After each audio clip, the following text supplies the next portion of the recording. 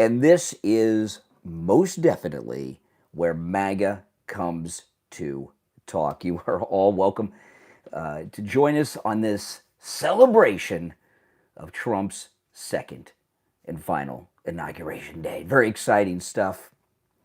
And if you're new to my channel, make sure that you subscribe, all right? You're going to love this channel.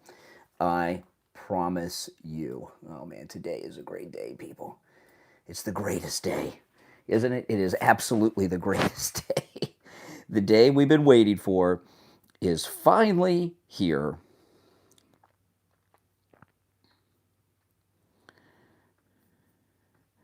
That's right. Trump's inauguration. If you're new, make sure you subscribe to the channel. This is most definitely where MAGA comes to talk. I do take live calls, those of you that are new. And the number to call in toll-free is pinned in the live chat. All right, there you go.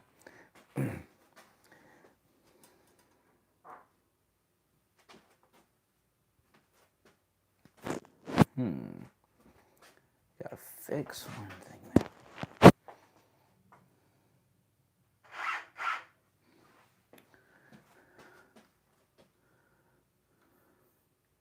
Where is that? Oh, that's this. Okay, gotta move this slightly this way. Okay. I'm going to start up my other stream and start the show a little early today because it's inauguration day. But we won't be on the radio for about 15 minutes.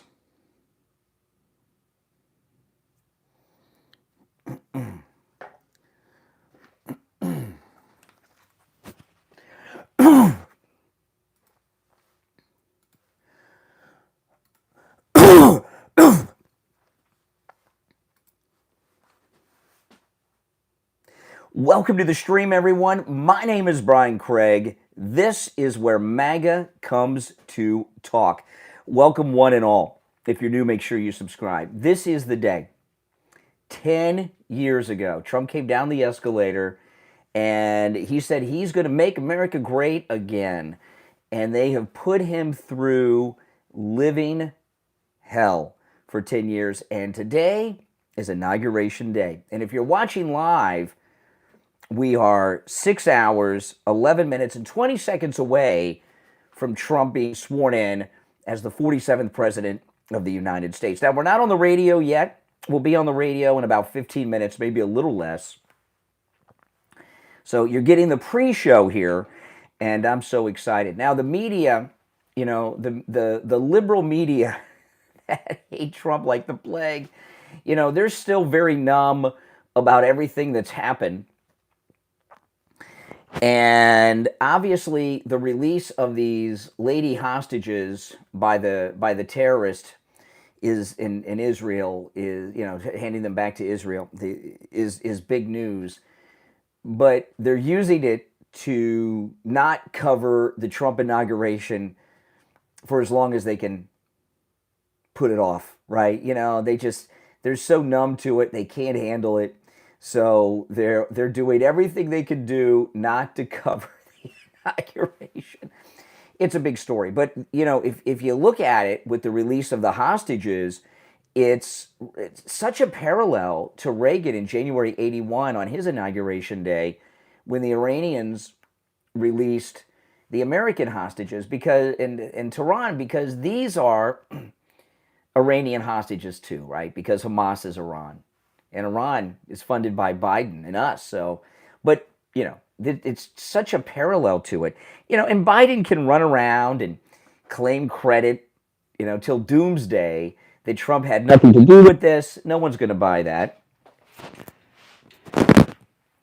Everyone knows that Trump did this, right? Now, if you want to call in early before the radio show starts, you can. The phone is on. You are welcome to call in. If you're watching live, the toll-free number is pinned in the live chat. It's 888-465-2631. 888-465-2631.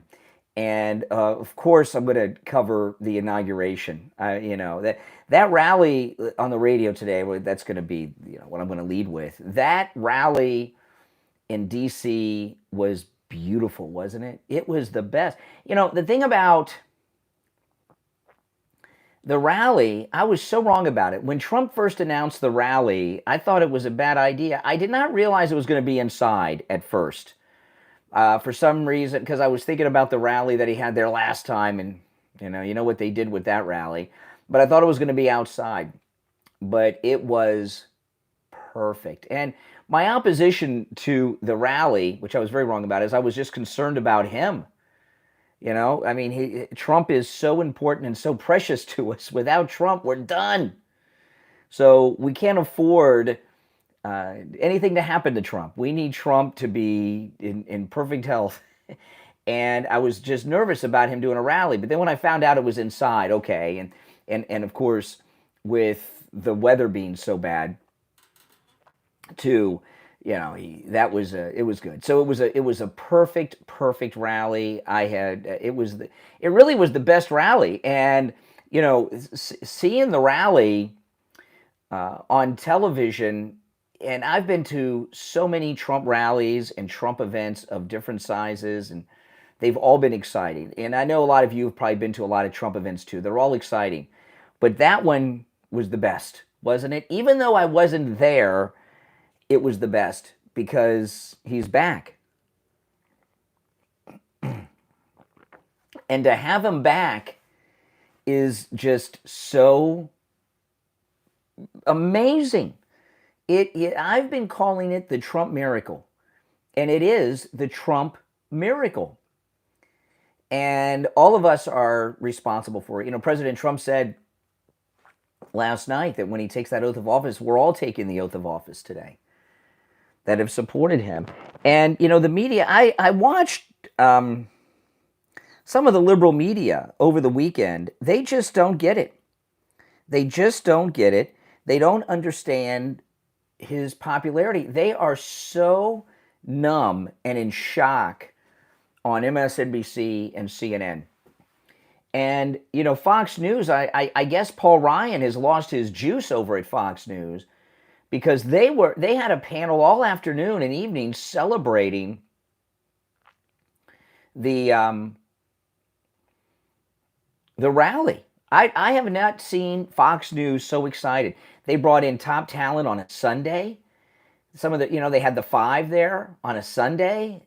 All the people all day were all dressed up. And the way I was describing, I mentioned this earlier on the stream I did a little while ago, it was like the Oscars. It was like they were covering the Oscars. They were so dressed up and excited. And that's nice to see. It's very nice to see. Yeah, we're not just witnessing history, we're living through it. We are living in just an amazingly historical time. And you want to savor it because there's never going to be another moment like this ever again. I'm just doing a sound checking. There's never going to be another Trump. We're never going to have anything like this ever again. Yeah, one thing he talked about now, and if anybody knows the details, he said that that he made a deal with China on TikTok, and I want to share some thoughts on TikTok on the radio today because my wife had a very good theory. She brought it up on the podcast last night, but I want to bring it up today. By the way, if you're new to my channel, this is where MAGA comes to talk. Make sure that you subscribe. If you're already subscribed, if you could like the video, that would be greatly appreciated. And don't forget to click that notification bell so you know when I go live, because you know me, I'm doing live streams all the time. And I will be doing live streams from California when I'm there over the weekend with my daughter. My daughter does not, it's like I'm going to be getting up at like 1, 2 o'clock in the morning, her time, right? She'd be going to bed when I'm getting up. And so I'll be live streaming from California because I'll be up and my daughter won't. I'll probably be on my daughter's back porch live streaming. but I'm excited to go see her. I miss her. Um, but my wife had some very interesting theory about TikTok. I'm going to get into on the radio today. We'll be on the air in just a few minutes. I'm just waiting to hear from Mike about what time we go live on the air. This is the pre-show, guys. We're not on the radio yet. So if you're watching me now, you're getting the pre-show, the pre-radio show. But the, oh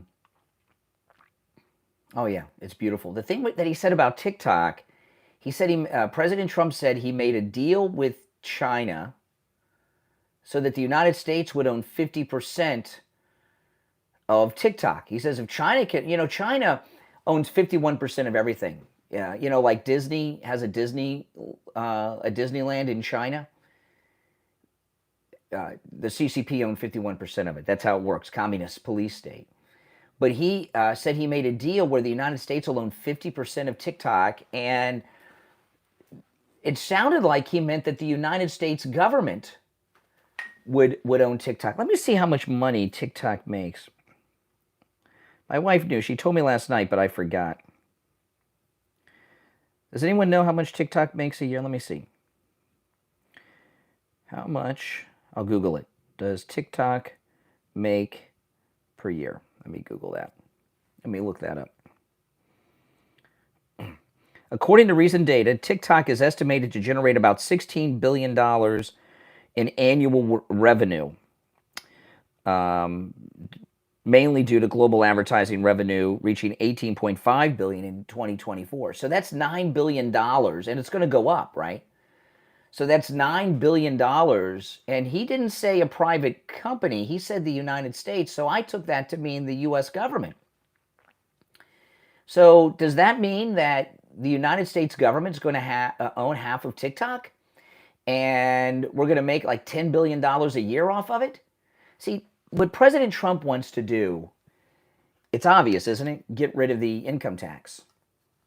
The income tax is backbreaking, It really is.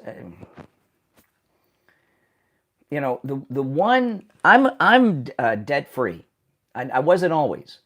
My wife and I, like everybody else, when you get married, you do stupid stuff and charge up credit cards and all that stuff. But at the age I'm at now, I'm debt free. I don't count like I have a car payment on my wife's car. My car I own outright, but I don't have a bunch of credit cards and everything else. The one expense every year that I have to put money aside for are my income taxes. I have to pay every quarter. I have to pay taxes, and then sometimes I owe still more at the end of the year. So it depends, on things. And that's the one thing every year it's over my head. And if I didn't have income taxes, life would be much easier for me. Life would be much easier. I wouldn't have to work 7 days a week. I could work maybe 6. I could take a day off. Wouldn't that be nice? Oh my goodness. And President Trump, that's one of the reasons he's talking about the import taxes, so he can get rid of that income tax burden from the American people. But this TikTok thing, if he means the US government is going to own half of TikTok, half the country are on TikTok.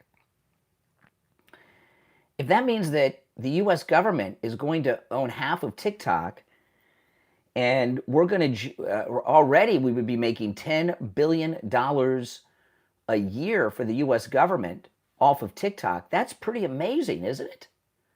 I think it's amazing.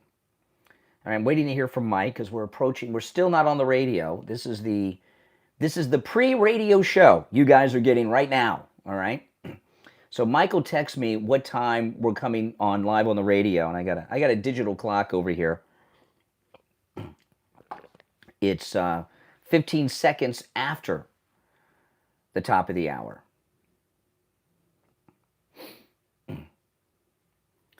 So I am just waiting for him to text me, and then we'll go over this. But I wonder if Trump has plans, because didn't you take it as that the U.S., when he said that the U.S. government is going to own half of TikTok? That's the deal he made. So I wonder what other plans he has for the United States to be in business and generate revenue from things. Sounds pretty cool to me. I would certainly rather TikTok pay than the American taxpayer for things. I tell you, yeah. How many times have you heard your whole life? Okay, we are going to be live on the air in 2.5 minutes. 2.5 minutes. We'll be live on the radio. Hope you guys enjoy the pre-show.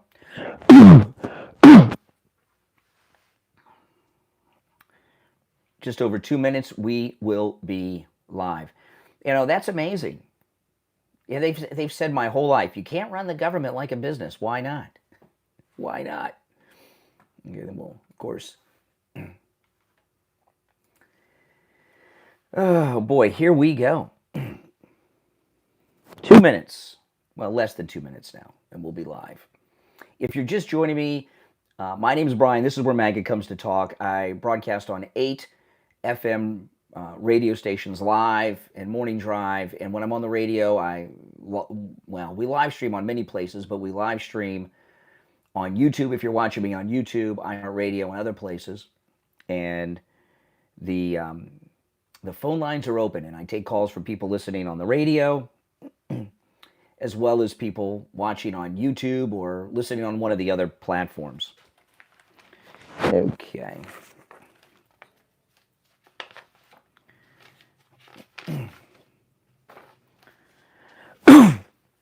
All right, stand by. We have 1 minute until we're live on the radio. Oh, this is awesome. This is awesome. Yeah, the more I do the radio show from home, the more I'll be on early and sometimes stay late. When I get back from my trip this weekend and as the new month starts, I'll start doing even more of that. I'm kind of reorganizing my life and schedule with working at home more, which is, let me tell you, it's a great relief. The amount of stress that is relieved for me, not having to drive like 3 hours a day, that's to and from, is amazing. All right, stand by.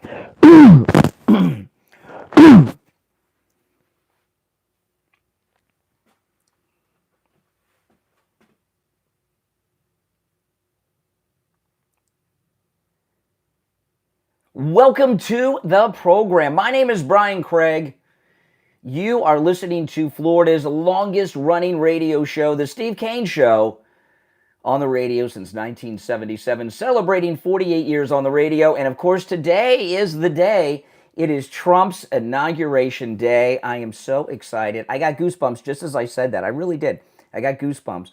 The Trump miracle continues, and we are 5 hours and 56 minutes exactly until President Trump is inaugurated. This is amazing. The golden age of America begins today at noontime, Eastern Standard Time. This is everything that we've advocated for 10 years. This is everything we've talked about. This is everything we've dreamed of. You know, we are getting what we want, what we deserve, and what we've worked for. And this is the greatest Republican victory in history. This is absolutely amazing. There's never been something like this. I'm so glad that Sylvester Stallone is one of these Hollywood ambassadors in his MAGA now, because what Trump's gone through in these last 4 years is a textbook comeback story, which is a Rocky story. This is a Rocky story. They've done everything they could do to stop this guy. And when I watched that rally last night in Washington, D.C., and Trump came down the steps through the crowd on the red carpet, I was fighting tears back, weren't you? That rally in Washington, D.C. was the best rally I've ever seen. That rally was better than the ones that I've been to in person, even though I was watching this one on television. It was the most exciting rally I've ever seen, even comparing it to the ones that I've been to in person. And that's saying a lot, because we've won. You know, we're not campaigning, we're not struggling, we're not fighting, we're not advocating we've won. That's it. We won. Now we got it. And Trump knows exactly what to do. And things are going to happen fast today, man. Things are going to happen fast. We got a lot to cover on the program today. And because a lot's happened over the weekend, I'm, of course, going to talk about the rally. All of you are welcome to call in. Our number is toll-free, 1-888-465-2631. 1-888-465-2631. I want to talk about the rally, though, first, and there's a lot of things to talk about. One of the things Trump brought up, I want to bring this up before I forget, because this, there's so many things going on. President Trump dropped some really big news that the media hasn't grabbed onto. And the media did cover the rally. Fox News covered the rally last night of President Trump's in Washington, D.C. properly. I was watching on Right Side Broadcasting, but then when I saw the coverage on Fox, I watched it all on Fox News, guys. I cut away from Right Side Broadcasting and watched it on Fox News. And I was blown away by the respect that Fox News channel, as a channel, gave to President Trump. Right? I mean, they not only did they cover the rally, they put on a show covering the rally. They brought in some of their top talent on a Sunday afternoon. They had Jesse Waters, Gutfeld, Perino, Judge Janine. They brought in the five. Okay? And that was great. And the way I described it, is the way that Fox News handled that rally. They handled it like they were covering the Academy Awards, which was appropriate because this was bigger than any Oscar ceremony. But the way they carried the rally was spectacular and appropriate. And I'm glad they did it, Fox News. The way they handled that rally was perfection for Fox News. I've never seen coverage like that. It was great. But President Trump dropped something in that rally that I wanted to throw out to you guys to see if you have any info on this that I've missed, because the media didn't pick up on it, and it involves TikTok. And I know a lot of people, you may not be interested in TikTok. Half of the United States population is on TikTok. Half the country is on TikTok. Maybe even more than half the country. So it's big. And what President Trump said last night about TikTok at the rally was something I've never heard said by a president of the United States before. And President Trump said it, and then he didn't get into details about it. So I think I know what he meant, but I was a little confused. And if he meant what I think he meant, this is one of the most exciting things I've ever heard from a president, and it was this. He said he made a deal with China. And the deal he made was that since they own half of it, he wants to own half of it. So the deal he made is he's lifting the ban on TikTok, President Trump, so long as the United States owns 50% of it. Now, he didn't say an American company. He said the United States. So did President Trump mean that the United States government is going to own half of TikTok? Does the United States own any other companies other than like CIA front companies, right? I'm talking about are there other companies that the U.S. government openly owns? I just Googled this before I went on the air, and in 2024, now the completed numbers are not yet in, but it's estimated that in 2024, TikTok will have made $18.5 billion with a B. So if we own half of that, that means the United States is going to make about $10 billion a year right out the gate. And it's going to become more popular because Trump's given it his approval, even though half the country are already on it. So we're going to generate $10 billion with a B dollars a year from TikTok. Did he mean the U.S. government is going to own half of TikTok? See, what I think President Trump is angling to do here is do away with income tax. You know, income tax, the taxes that we pay in this country are insane. Insane. Okay? And, you know, income tax, it's crazy. They used to put out these estimates on how many months a year Americans had to work just to pay taxes. So with the import taxes, which used to prior to the First World War, the entire United States government was funded on on import taxes, tariffs, which are fine. That's fine with me. I would rather the tariffs, the import taxes, I would rather China and Europe and Canada and all the countries of the world pay taxes, not me or you. And is President Trump angling for the United States to own some other companies and generate revenue in other ways? I don't know, but I am pretty sure that President Trump said that the U.S. government will own half of TikTok. Now, my wife on my podcast last night had an interesting thought about TikTok and the spyware. Now, you know, the order was that China had to sell TikTok. And they didn't want to sell. They wanted to hold on to that TikTok algorithm, which we have been hearing from everyone since TikTok has been on the scene, is spyware, high-tech spyware. And I've heard tech experts say that the spyware is the best in the world on TikTok, and that it's so good that actually, even if you don't have TikTok on your phone, they can get into your phone and your computers in your home through the spyware. And this is what they've reported, that if somebody has TikTok on their phone and they connect to a Wi-Fi network that you're connected to, like say your kids have TikTok, you don't have TikTok, but they're connected on the Wi-Fi at home, that means the Chinese spyware from TikTok is in your computers and your phones too, if it's connected to that Wi-Fi. Same goes at work, right?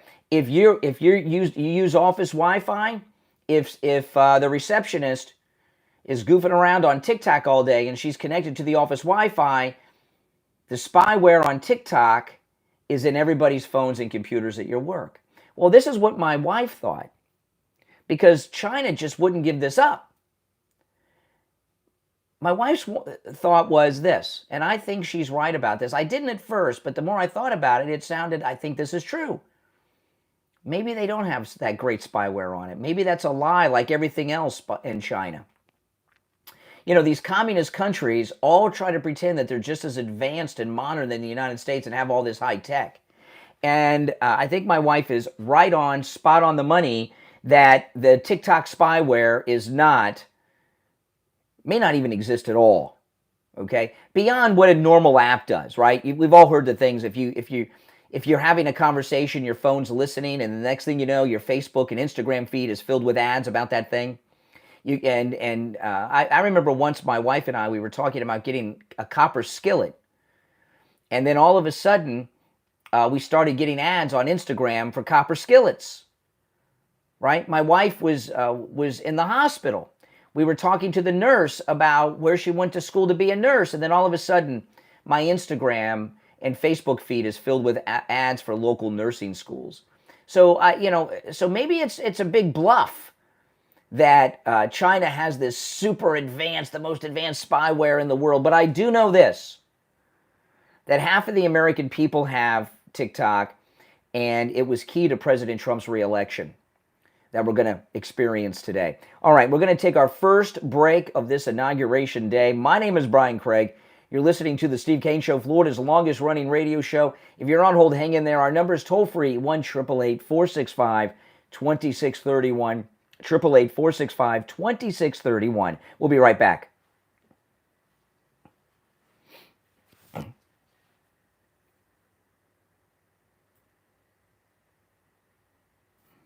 Okay. I took that break a little late. Welcome, everyone. If you're new, make sure you subscribe, okay? We're in a break from the radio right now.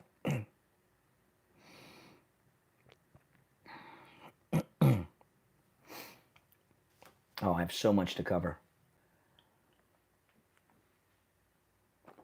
5 hours and 44 minutes.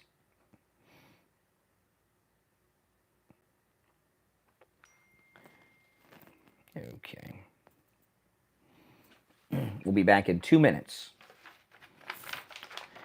Mike, Mike's up there running the commercials, and he texts me what time we're coming back and what commercials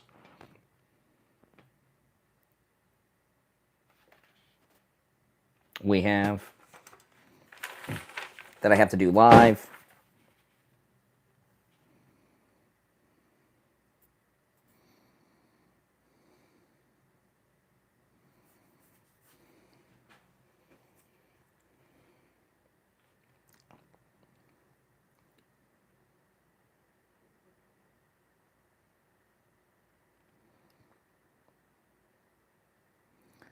We're texting now. Okay, 18, got a minute. Hold on, guys.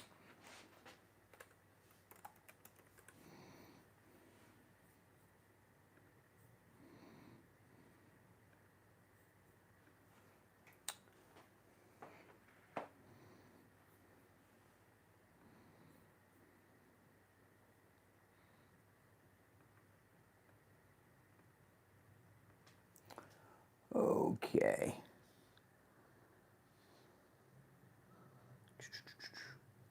$40 seconds.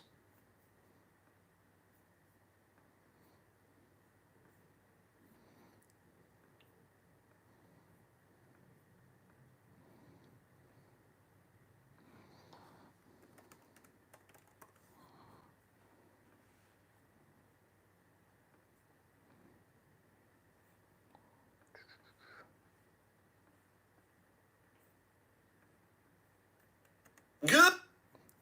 I'm doing some production for Mike. Monday. I barely have enough time to do it, but I'm going to get it done.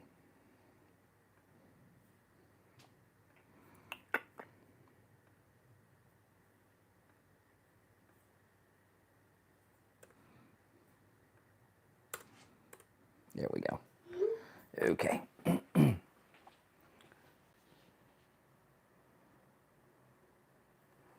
Welcome back, everyone. I'm Brian Craig. You are listening to the Steve Kane Radio Show, Florida's longest-running radio show on the radio since 1977. Now, of course, you are all invited to join Steve Kane and me, Brian Craig, for our Trump inauguration party at noon at Wings Plus, the Sample Road location in Coral Springs. We're at the Sample Road location of Wings Plus in Coral Springs, which is about 1 mile west, about 1 mile west of University Drive on the south side of Sample Road in Coral Springs. You can't miss Wings Plus. Just start looking, you'll see it. We'll be there at noon, and that's the inauguration time. And all the TVs in Wings Plus will be on the inauguration. There's plenty of parking. They have a very huge, long parking lot, and you can also park across the street. All right, so we'll see you at Wings Plus at noon.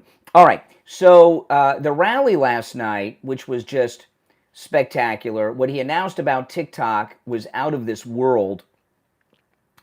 I'm going to play some clips of the rally in a bit, not quite yet, but I'm going to play some clips from the rally coming up. But I wanted to talk a little bit more about it.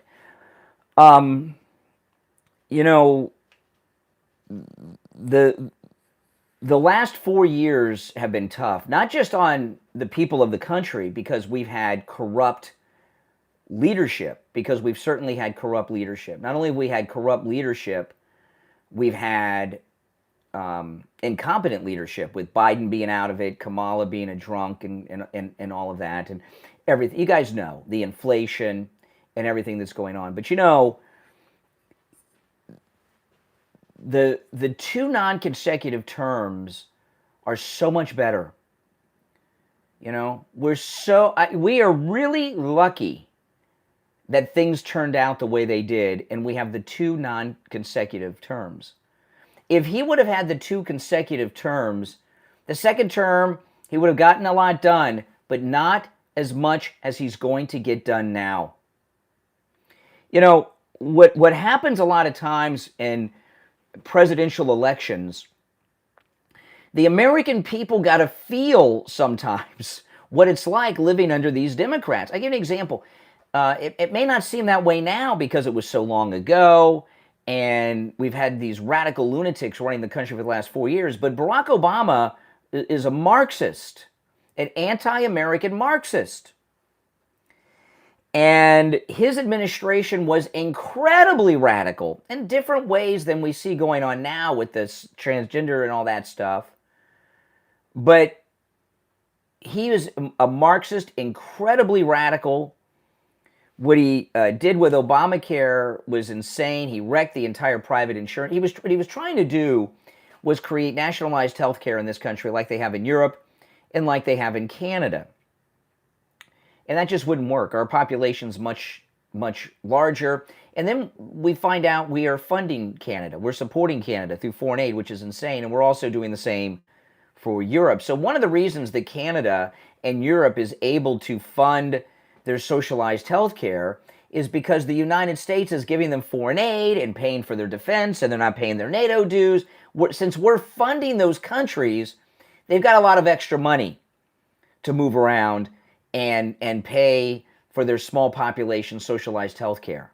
It wouldn't work in this country. We don't have other countries subsidizing us, and we have a larger population. But he was trying to nationalize health care, which was, at the time, I don't know what percentage it is now, but in 2010, which is when, Obamacare went through, in 2010, can you believe that's 15 years ago? Oh my goodness. I remember where I was when I heard the Supreme Court ruling in favor of Obamacare. Oh my goodness. But in 2010, the healthcare industry was 20% of the U.S. economy. 20% of the U.S. economy. And he was trying to nationalize it. He did a lot of other crazy things too. I'm not going to go through a list of Obama liberal things and socialist things. But one of the reasons Trump came down the escalator, started the rallies, and walked into the presidency in 2015, defeating that old hag Hillary Clinton, is because the country had suffered for 8 years with this radical Marxist Obama.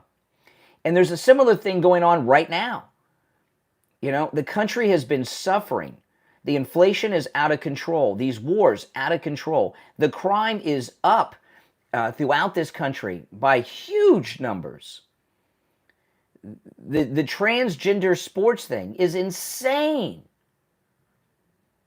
The list goes on. So the 4 years of suffering under Biden and everything that's gone on under Biden, it makes MAGA more popular. And it puts things in perspective for a lot of people that really didn't realize it. The lawfare helped us too.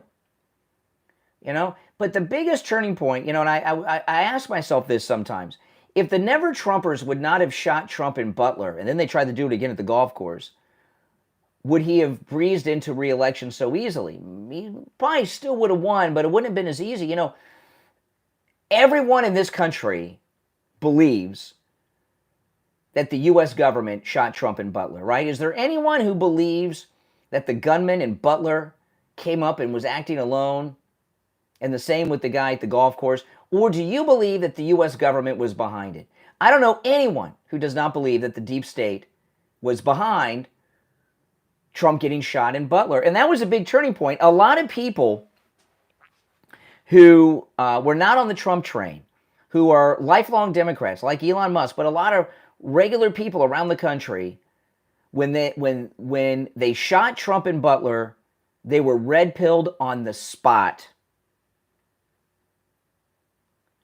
Here it is, Martin Luther King Day. And President Trump, last night in the rally, he's going to release all the files on President Kennedy's assassination, Bobby Kennedy's assassination. He's going to release the information on his assassination attempts. But he also said he's going to release the documents on the Martin Luther King assassination, which we really know so little about. It's insane. I believe probably J. Edgar Hoover was behind the assassination of Martin Luther King. Hoover hated Martin Luther King. And President Trump is so much smarter than all these other Republicans. You see how fast things are going now? We're going to get all this legislation passed through the Congress. It's because Mitch McConnell isn't there in the Senate holding everything up. It's because Paul Ryan and Mitt Romney aren't in the House holding everything up. But, you know, I'm not expecting a lot of revelations from the Kennedy assassination files because it was a long time ago. They were actually paper files. They very well may have destroyed anything of substance. We'll find out. But the way that President Trump embraces Martin Luther King Day by promising the release of those files too, which, you know, he was assassinated before I was born in 1968. No one can be harmed by it that's still alive today. They should be released, and he will release them. You know, Republicans in the past, you know, the Republicans opposed making Martin Luther King Day a national holiday. It's stupid. No wonder the blacks have been voting for Democrats all these years because Republicans are stupid.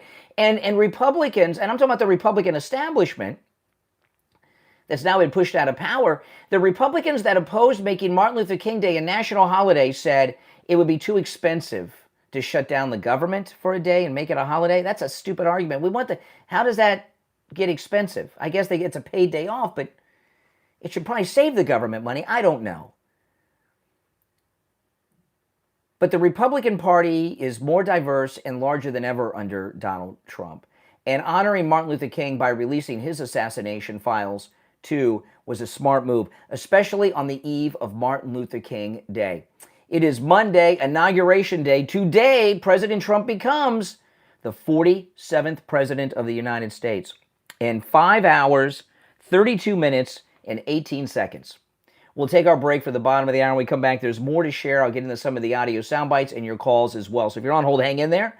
Our number toll-free, 1-888-465-2631. It's a toll-free call no matter where you're listening, 888-465-2631. We'll be right back.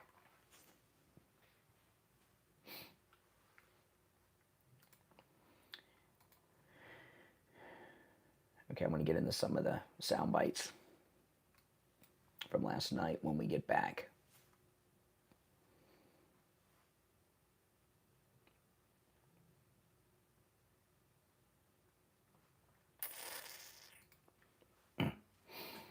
Oh man, I'm so excited. Are you guys excited? Who is not excited? How could you not be excited at this? This is as good as it gets. Oh my goodness. This is the best time. I rounded up, Deborah. It's they're estimating 18.5 billion revenue last year from advertising that TikTok's going to make. I rounded up. And it'll be more this year because more people will use it. Half the country already uses it, but more will use it since it's got... there's callers on hold. I just haven't gotten to the calls yet. If you want to call in, please do. If you're on hold, hang in there. More people are going to use it because Trump's approved of it.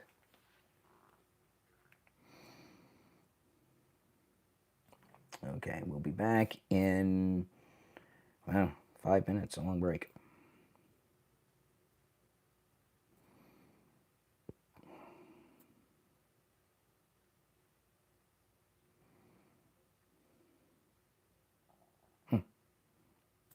Okay. Now, if you're new, make sure you subscribe. All right?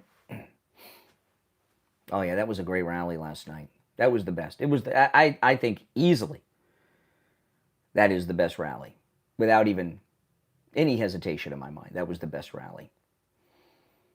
I got a super busy day today. When I get off the air today, I got a doctor's appointment that I have to go to. And then from the doctor's appointment, I got to go right here from the doctor's appointment. Then I'm going to go to Wings Plus for the inauguration. And guys, don't forget, if you're in the state of Florida and you need roof replacement or repair, it's Tom Laporta at Laporta Contracting and Roofing, online at laportaroofing.com. Now, the number that we give out for Tom is his cell phone number, but that's not the number that's on his website. So the cell phone number, when I give it to you, write it down, okay? Because he only gives out his cell phone number to our listeners. Okay, but somebody had messaged me on YouTube, and they said, "Who buys a roof they do not need?" Well, sadly, a lot of people do, because other roofers tell people that they need a new roof when they just need a simple repair. And Tom Laporta, if you need just a simple repair, he'll do it. He works on every type of structure, from small single-family homes, commercial buildings, even municipal buildings. He does church roofs too, schools, warehouses, office buildings. He can also handle the job of any size. A single building, a single home, or a condo or apartment community that has over 200 buildings in it. He can handle the job of any size. He works with every type of roofing material there is too. So give him a call. This is his cell phone. Now again, this is not the number that's on his website, so write this down. You can call or text. And this is his cell phone, because, Tom Laporta and I, we text a lot. So whenever you hear me do the message for Tom Laporta at Laporta Contracting and Roofing, when I give out the number, I take out my iPhone and I just look at my most recent text message from Tom. Who knows anybody's number? I don't even know my wife's number or daughter's phone number. Does anybody know anybody? I barely know my own phone number. Everything's in the phone book now. But I just pull up the most recent text message I have with Tom Laporta, and that's where I get the number. 954, this is Tom's cell phone. You can call or text 954-604-4602. 954-604-4602. That's 954-604-4602. And online, LaportaRoofing.com. Give him a call. He'll take very good care of you. He's a good MAGA guy. All right, we will be back in just about 2 minutes. Oh, no, it was very smart what Trump did with TikTok. I mean, think about it. I'm going to explain this in some more detail when we get back. If you're on hold, hang in there, guys. I apologize. I got to get some of this stuff out before we go to the calls. Just under 2 minutes, and we'll be back.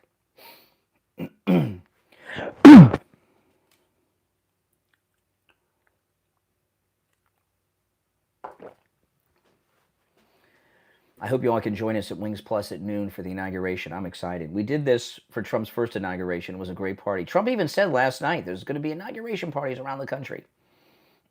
There's still time to fly here, Alice. You can catch a plane no matter where you are in America and be here by noon.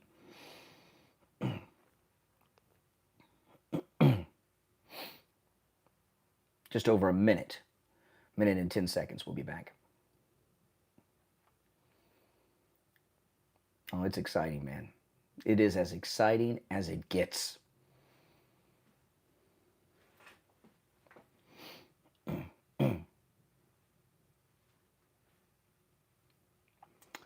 Okay. 1 minute from now. 1 minute.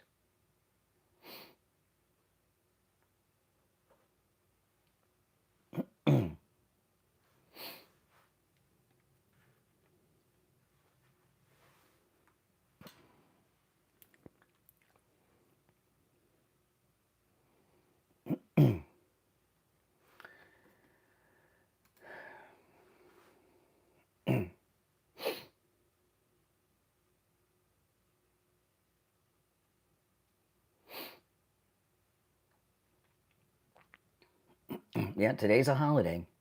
Not for me.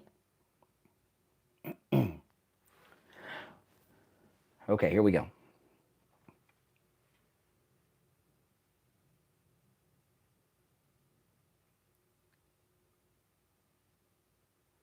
Welcome back, everyone. I'm Brian Craig. You're listening to Florida's longest-running radio show, The Steve Kane Show, on the radio since 1977. I wanted to finish up on this TikTok thing because it's so important. If you're just tuning in, President Trump in his rally last night in D.C. said that he made a deal with China, that he's going to sign an executive order saving TikTok if they give 50% ownership to the United States. And I take that to mean the United States government. And TikTok makes a lot of money, and it's going to make a lot more money. You know, there was a reason why the Democrats wanted to get rid of TikTok. You know, President Trump is amazing, amazing. In fact, the president of the company of TikTok is going to be with the president today at noon at the inauguration.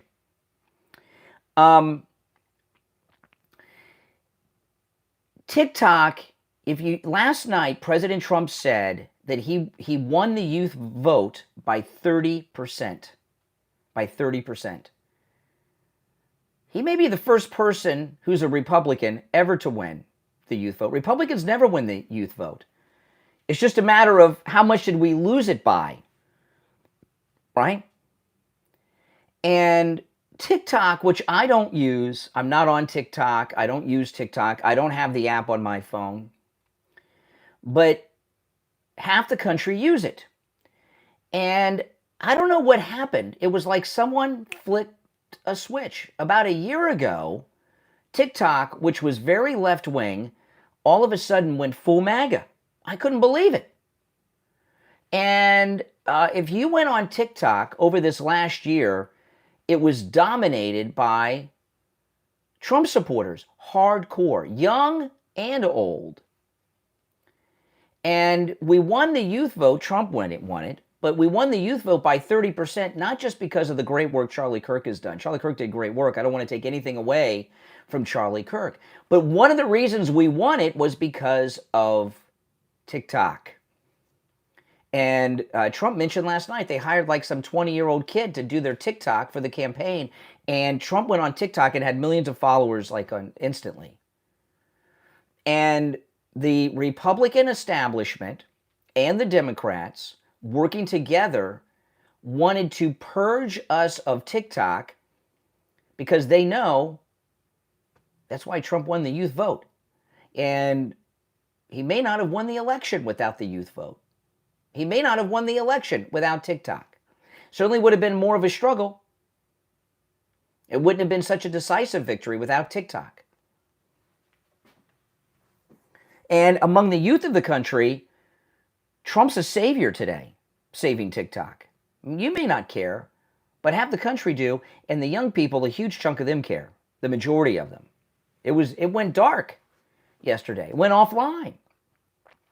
But what the Republican is, in Trump's first campaign, he said that Twitter, it was Twitter at the time. He was on everything, but Twitter, he credited Twitter with winning the election the first time and said, and there was a quote of Trump, that having a Twitter account was like having a news network without the expense. And he had said several times that he would not have won in 2015 if it were not for Twitter. So what happened? Well, that's when all the censorship began on social media against conservatives. And then after January 6th, they used January 6th as a real purge. But the reason that the Republican establishment with the spyware scare, and I agree that I do not believe the spyware is anything beyond what's on a normal app. I think that's a big propaganda lie, okay? Right out of North Korea type propaganda. I don't think the spyware exists on TikTok beyond what is already on regular apps, okay? But TikTok is a news generator. It's not just, it used to be people doing stupid stuff, young people doing stupid stuff and bikini girls and stuff. But TikTok and X, I'm going to talk about this, TikTok and X, formerly Twitter, TikTok and X are the biggest news generators and news sources to ever exist.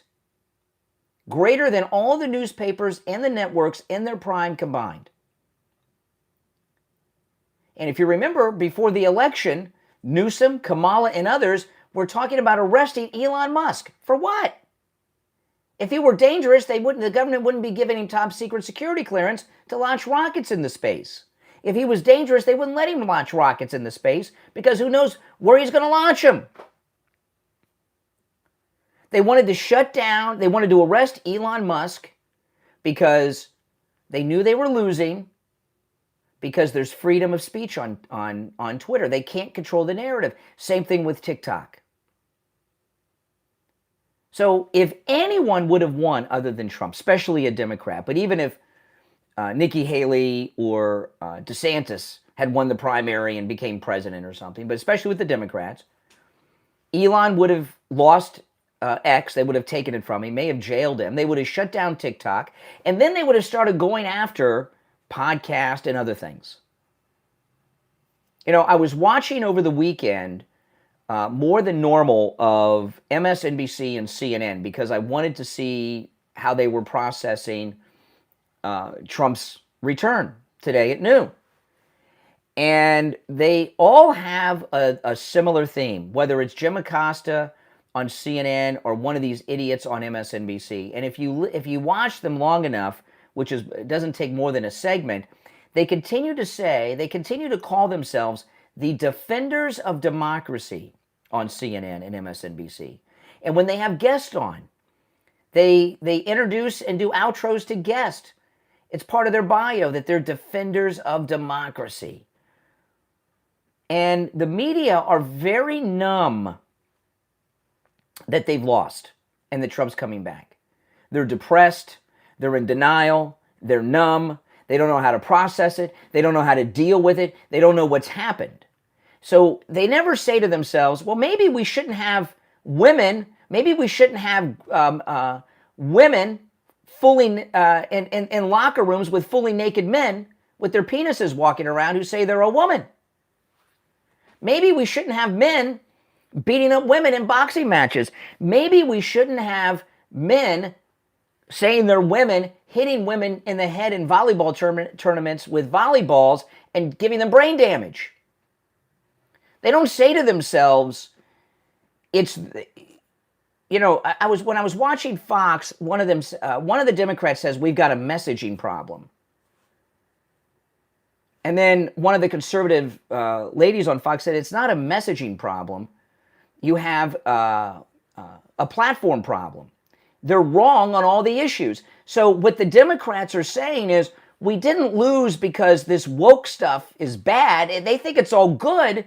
We lost because, you know, we've lost the media control because of Elon Musk and X and TikTok. And then a lot of other people, podcast, radio shows like this, and things like that. Okay?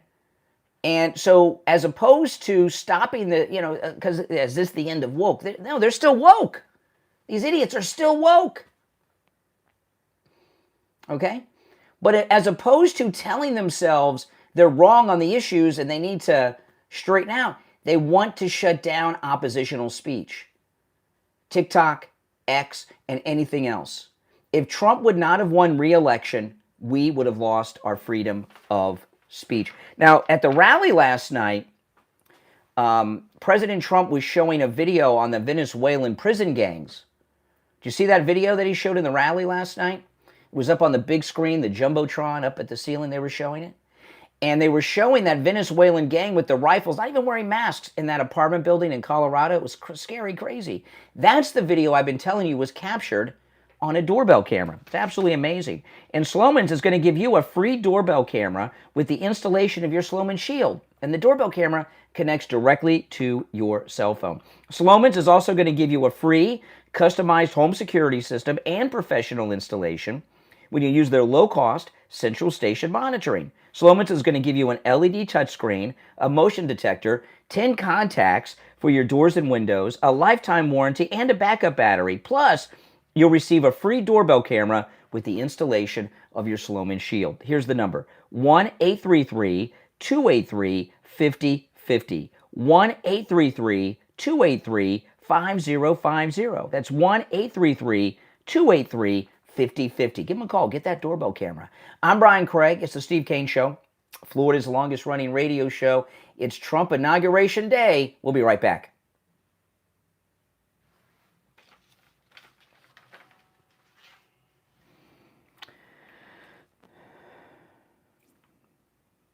All right. We'll be back in just a couple minutes. Those of you that are new, welcome to the program.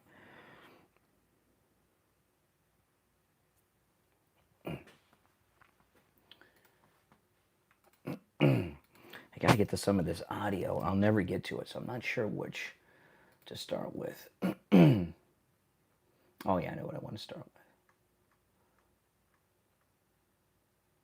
I'm going to start with the rally stuff. I want to start with the rally stuff. Okay, we'll be back in about Less than 3 minutes. 2.5 minutes, we'll be back.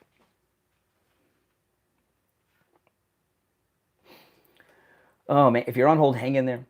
If you'd like to call in, the number is pinned in the live chat.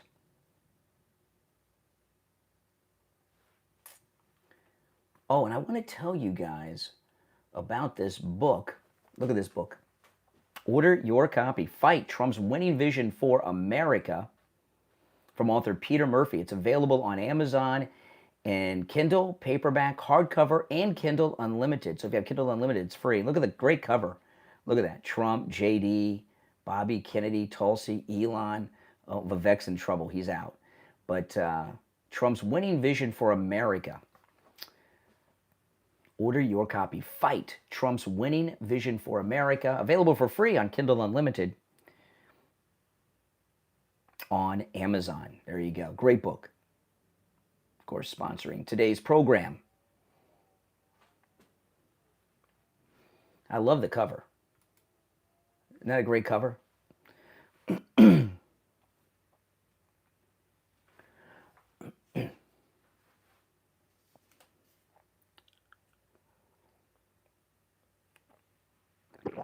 1 minute. We'll be back.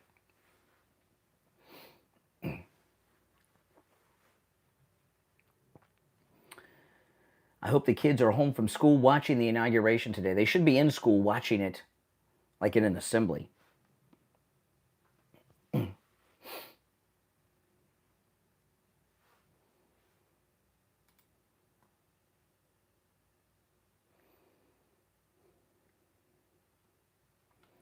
Let's see, yeah. Okay, 30 seconds. And we will be back.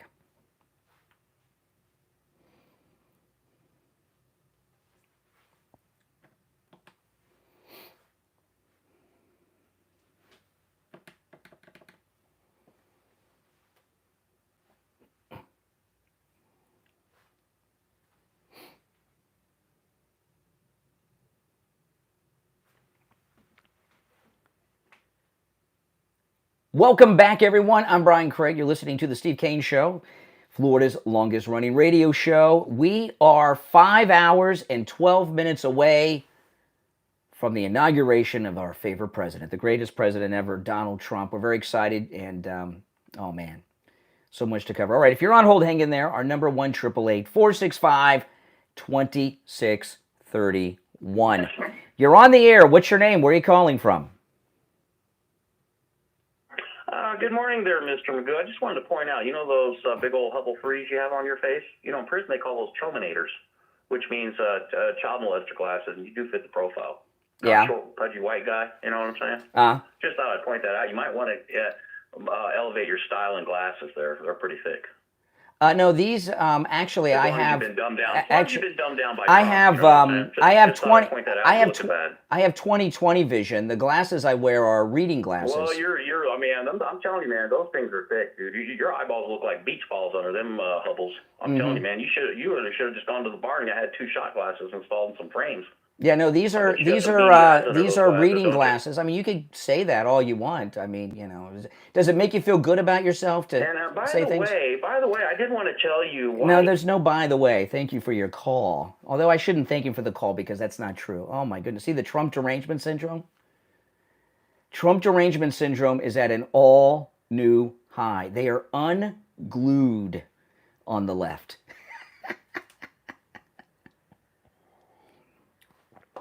Oh my goodness. Yeah, these are I do wear reading glasses, but I had LASIK vision correction 20 some years ago, and I have 20/20 vision far away, but for things up close, I need reading glasses. And I remember when I got LASIK, it was over 20 years ago.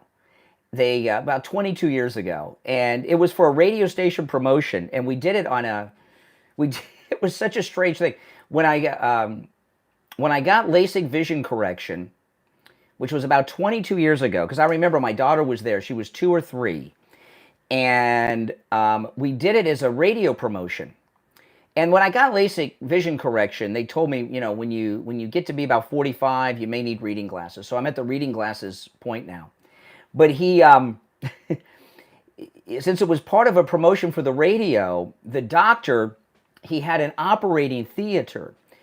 So he had an operating room where they did the LASIK, right? And they do the LASIK when you're awake, but he moved this curtain and there was a glass window in the waiting room, and listeners showed up and watched me as I got the LASIK vision correction surgery done live. And it was a very strange thing to do.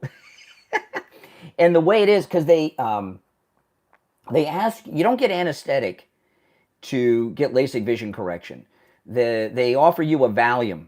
And I didn't take the Valium because this was in the evening, and I was going to be on the air the next morning. And I didn't want to take the Valium because I thought it would, make me too tired to be on the air the next morning.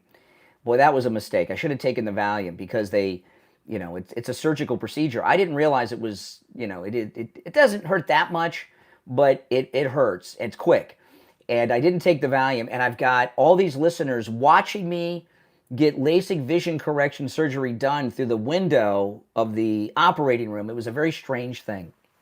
Very strange.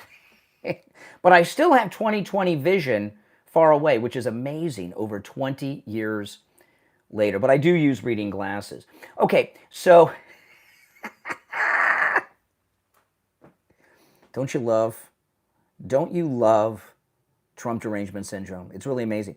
Okay, now, before I get to some of the sound bites, and if you're on hold, hang in there. We'll go back to the calls in just a bit. By the way, Mike up at the radio station, you want to stay close to that dump button today. Stay close to the dump button. I saw a story today. I'm not going to play you the audio because the woman's accent is so heavy that they actually had subtitles on the news story. But I did tweet it. It's on my... Oh, hold on. That's Stephen Miller. We'll get to Stephen Miller in a minute. Hold on, Stephen Miller. The woman's accent is so heavy, it's an Associated Press interview that they put subtitles on it, okay?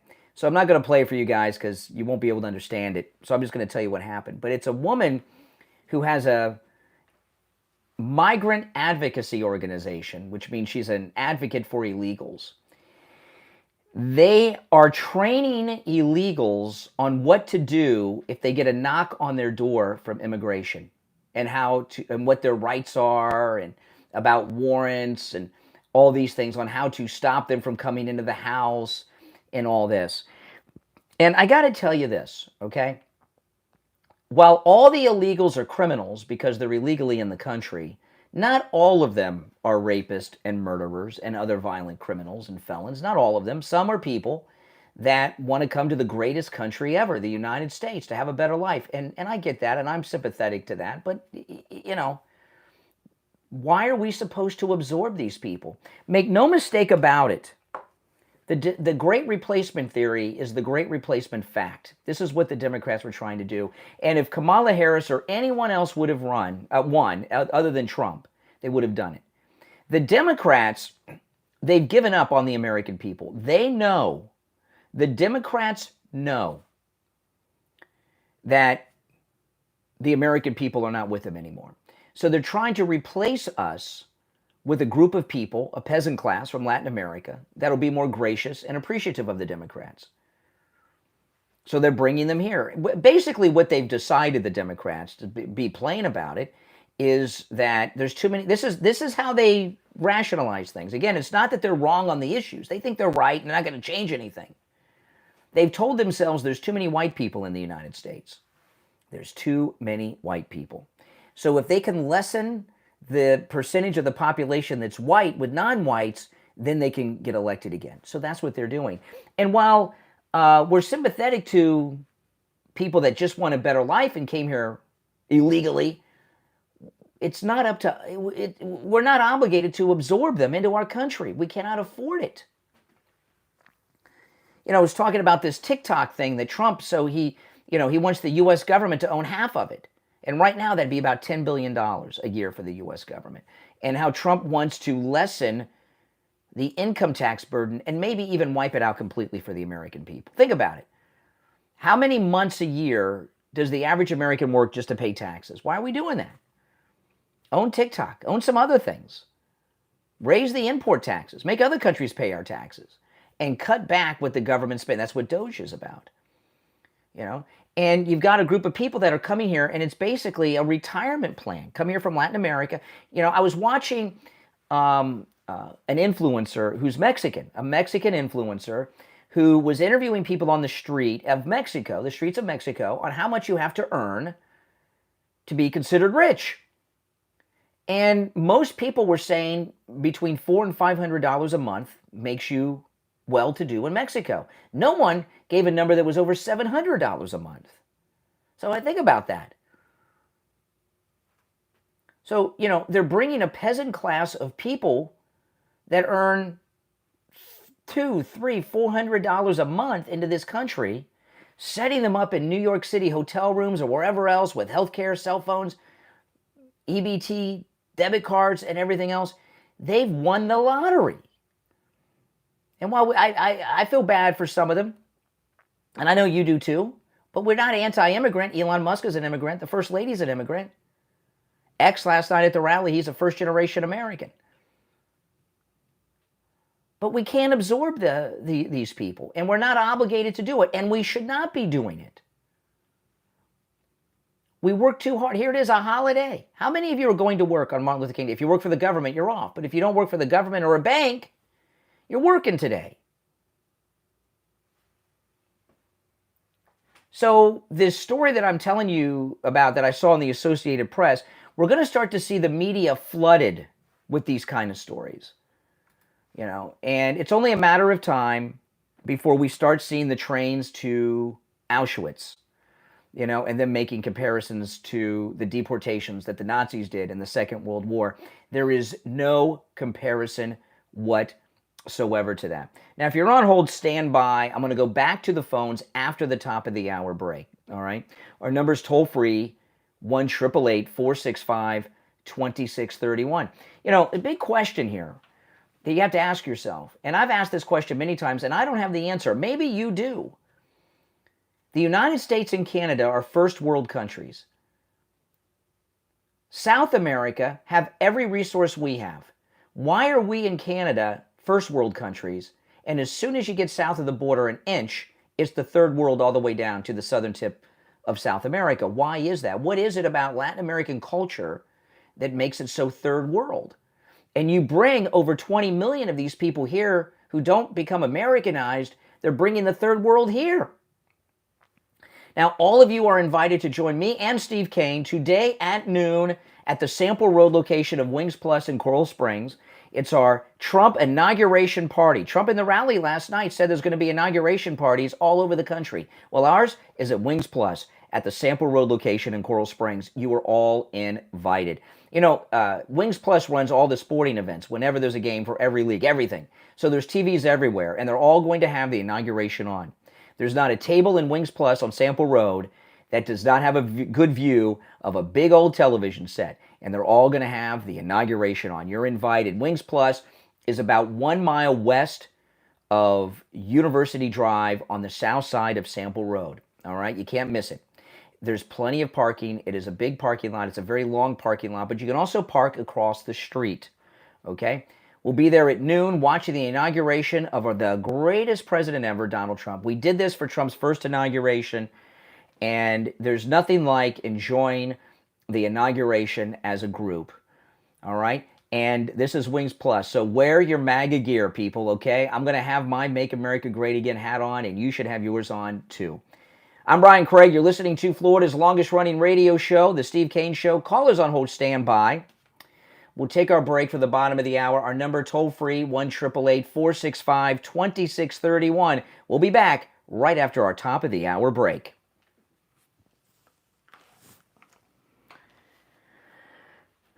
Oh, very exciting, guys. Very exciting.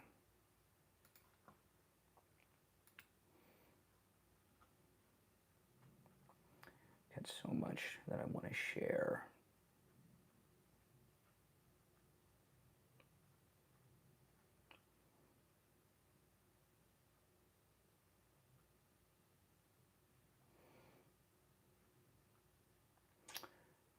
I'm looking for a particular clip I want to play.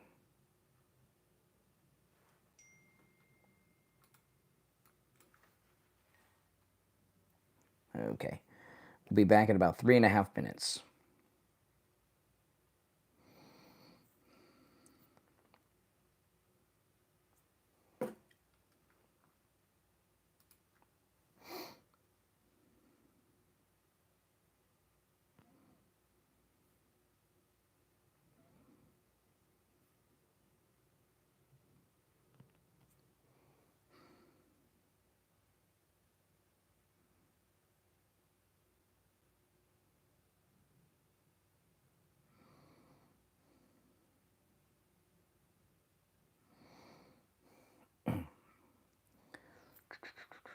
Three minutes. We'll be back in 3 minutes.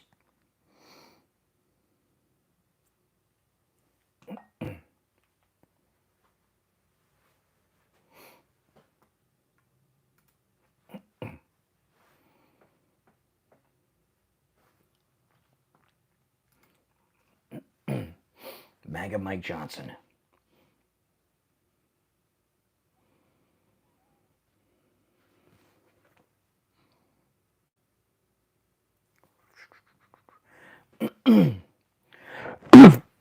Oh, yeah, this story that Mike Johnson told is frightening, man.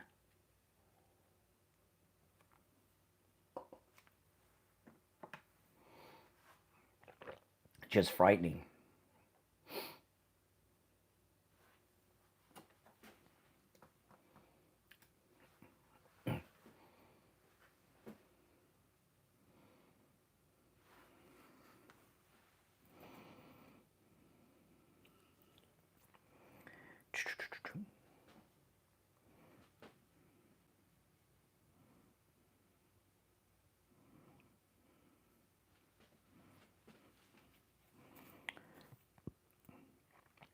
Now, those of you that are just joining, you know, I did a pre-show, which I started, I don't know, how long before the show did I start that? 15, 20 minutes before the show, so you might want to go back and catch that. I'm going to start doing more of those since I'm doing the show from here.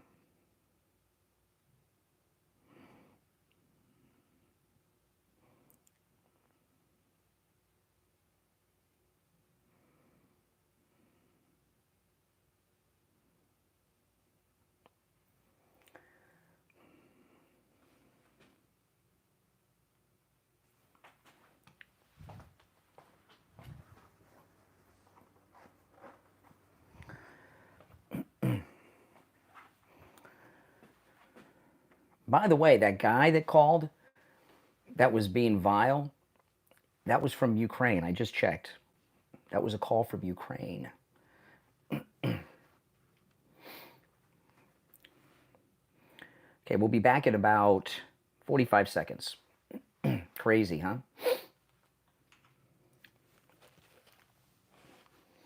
I just checked. Isn't that something? Crazy.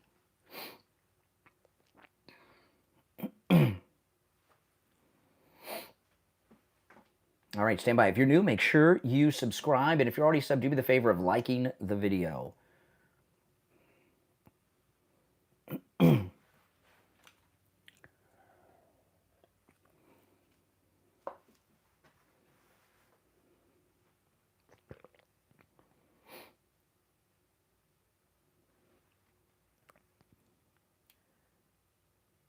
Welcome back, everyone. Hour number 2 has begun. I'm Brian Craig. This is the Steve Kane Radio Show, Florida's longest running radio show. We are 4 hours and 54 minutes away from the inauguration of President Trump. Before we go to the calls, that guy that I talked to in the last hour that was being vile and inappropriate, I just checked during the break. He called from Ukraine. Isn't that crazy? Yeah. Speaking of places where tax money is going, you know, Zelensky contacted Trump and wanted to come to the inauguration. Trump told him no. Wants us to pay his bill, fly him over here. You know how much it must cost to fly that guy around, Zelensky, over here? Give me a break. He wanted to be there next to Trump to give him some legitimacy. But no, that guy, I just checked during the break, that guy was calling from the Ukraine. I still call it the Ukraine. That's what it was when I was in school. You're on the air. What's your name? Where are you calling from? Hey, Brian, it's Mike from Houston. How are you? All right, Mike. Hey, I just want to say that, yeah, today is a great day, and at 65 years of age, I think I'm being completely honest when I say it's the greatest day of my lifetime. Oh, yes. After 4 long years of Biden and his administration and the lies and the lawfare, the corruption of our institutions of democracy, it's all over. And the America I knew and am proud of is back starting today. I think today is going to go down as the second the rebirth of our nation, a second July 4th of 1776. So could you imagine, President, great and wonderful day. You were spot on. President Trump, he talked about this last night at the rally in Washington. He's going to be president on our 250th 4th of July celebration. Could you imagine if this... Could you imagine if this... significance. There's major... Could you imagine if this wino, Kamala Harris, was president on our 250th anniversary? It would have been an apology for everything of America, as opposed to a celebration of our greatness. I think it would have been the nail, the final nail in the coffin of the American experiment. Yeah.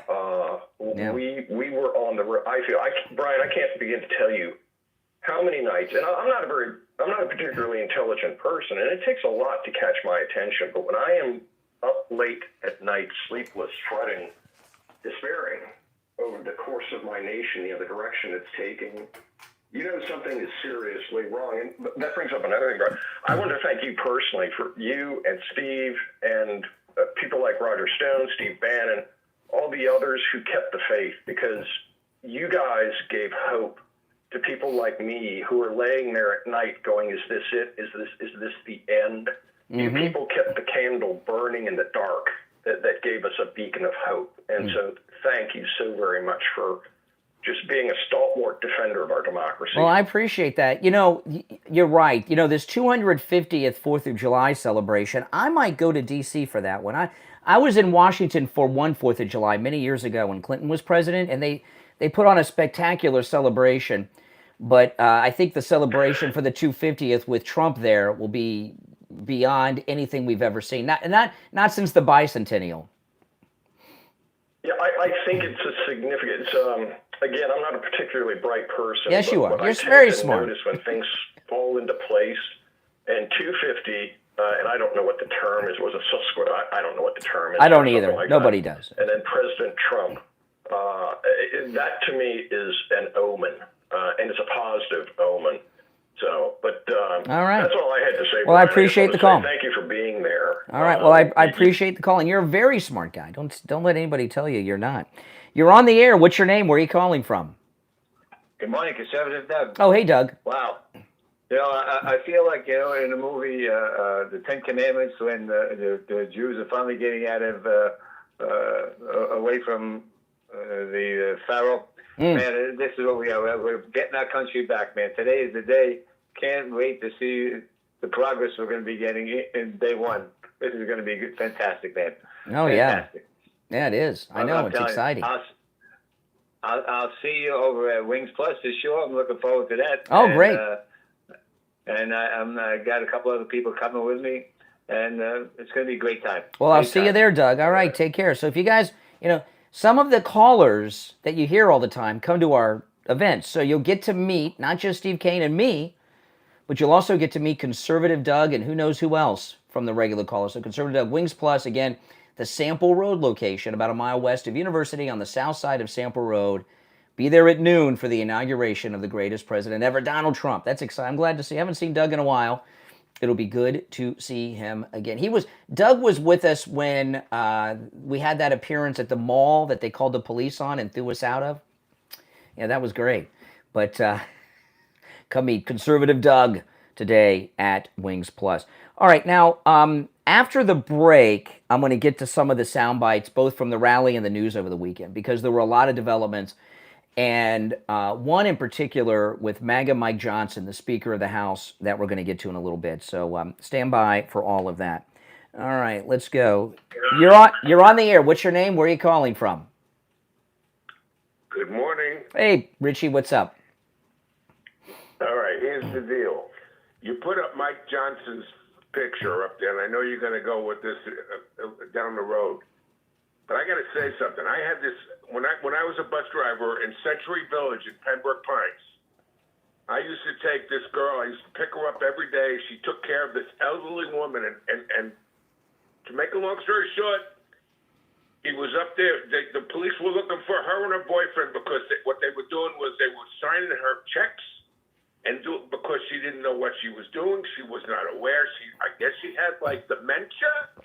And she was forging checks and going to the bank, and they took half the bank account away, and the daughter came down and said, "What's going on?" And they took off, and I couldn't believe what had happened. Now we got this guy in the White House for the last 4 years signing executive orders that he didn't know what the hell he was signing because they signed this. That to me is just as that's so much that. That's what I want to see President Trump go into, because these people broke the law every day they were there for 4 years because this man was not coherent. He wasn't capable of signing executive orders. He didn't read them. He didn't know what was in them, and they basically got over on him. Oh yeah, it's disgusting. Yeah, man. after the break, Richie knows this story, but after the break, Mike Johnson, the Speaker of the House, told a story about Biden that I'm going to share with you after the break. And, you want to go after the lawfare people, this is the way to do it. And Pam Bondi is going to look into this because some serious crimes have been committed, and it's frightening. And I want to say something else also. This is the greatest day of my life also. Because I got to tell you, I thought we were losing this country. And we were losing it to crazy left-wing garbage here. I mean, when you had Easter Sunday at the White House and you had strippers and cross-dressed men and everything else there, what a mockery of our country. Oh, and yeah. I don't think this guy was aware of what the hell was going on. They had the bunny rabbit running around with him, remember? To make sure that he didn't talk to anyone. Well, today will be, today, the last time we're going to see Biden for a long time will be today when he gets off the plane in Delaware. And next thing you know, we'll be going to his funeral. And they'll be telling you how wonderful he was. Well, whatever the biggest disaster. whatever they're hopping him up on, they're going to stop giving him because they're done with him. So he's going to have but we're not going to see him. We're going to see him get off the plane today. All the ex-presidents, they do that, and then that'll be it until whenever. All right, Richie, I got to run for the break, so I'll give you the last word. Yeah, this was a perfect storm for us because what we saw here was a non-politician win the White House, and then they try to trash him, both parties try to trash him for 4 years and do everything. And when he was out of office, try to lock him up, and now he's back in there. And I know. This is great. All right, take care. Appreciate it, Richie. All right, we'll see you. All right, we'll take our first break of the second hour and be right back.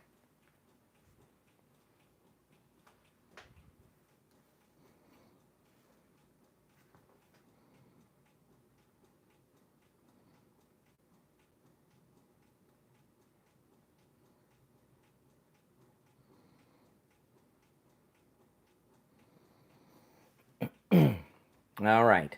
I'm just texting with Steve. He's going to be joining us at 8.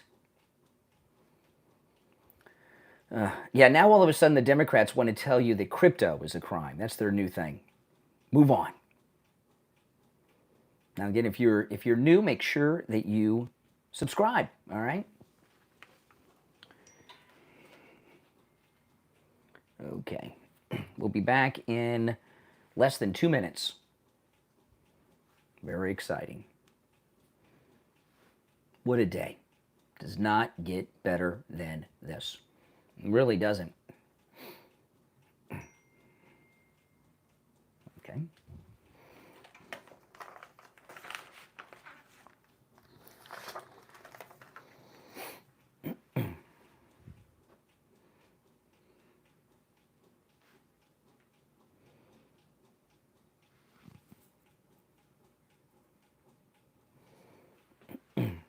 Minute and a half. We'll be back.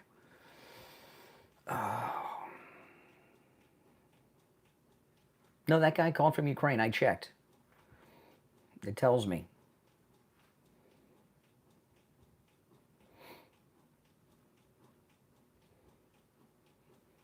Guy's calling from Ukraine, and that's what he's got to do? Can't have a meaningful discussion about the situation?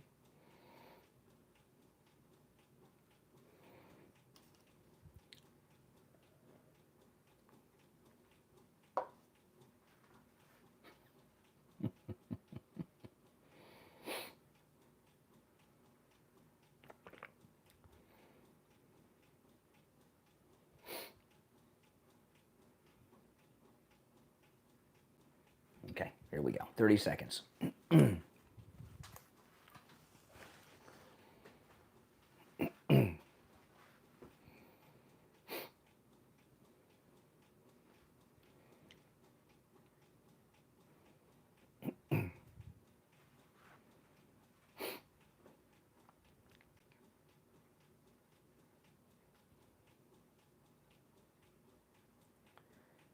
Welcome back, everyone. I'm Brian Craig. You're listening to the longest-running radio show in the state of Florida, the Steve Kane Show, on the radio since 1977, celebrating 48 years on the radio. I'm looking forward to meeting you all at Wings Plus for our inauguration party at noon today, the Sample Road location of Wings Plus. You are all invited about a mile west of University Drive on the south side of Sample Road. You can't miss it. Plenty of parking. It is the longest parking lot I've ever seen. If it's empty, you could actually, we've had rallies there, right? We've had a lot of big Republicans there, and Brian Walsh, who owns Wings Plus, sets up a stage, and we've had Republican rallies right there in the parking lot. It's a big, long parking lot. You could land an airplane in that parking lot when it's empty. But there's also parking across the street, guys, so we'll see you there at noon.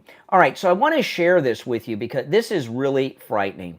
Mike Johnson gave an interview to a podcast over the weekend, and he talked about an experience he had with Joe Biden and how far gone his mind is. And there's a lot of news going on, and this has gotten buried. He gave an interview on a podcast called The Free Press in D.C., and this should be one of the lead stories, but it's been suppressed. Listen.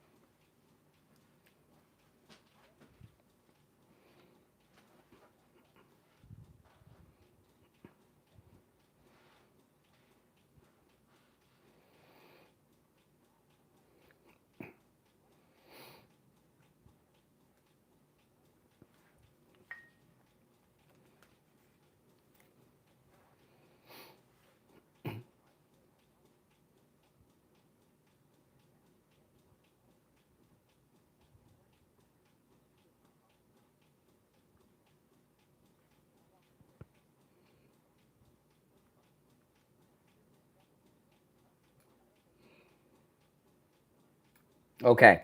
Wow.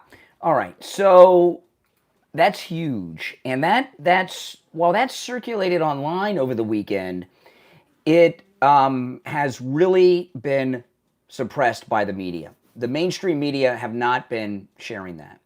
It's one of the biggest stories in the history of any presidency of the United States. And you might say, well, who cares about natural gas stories? This is big. You heard with Johnson, there's a few things about this. If you're on hold, stand by. I want to get through this. One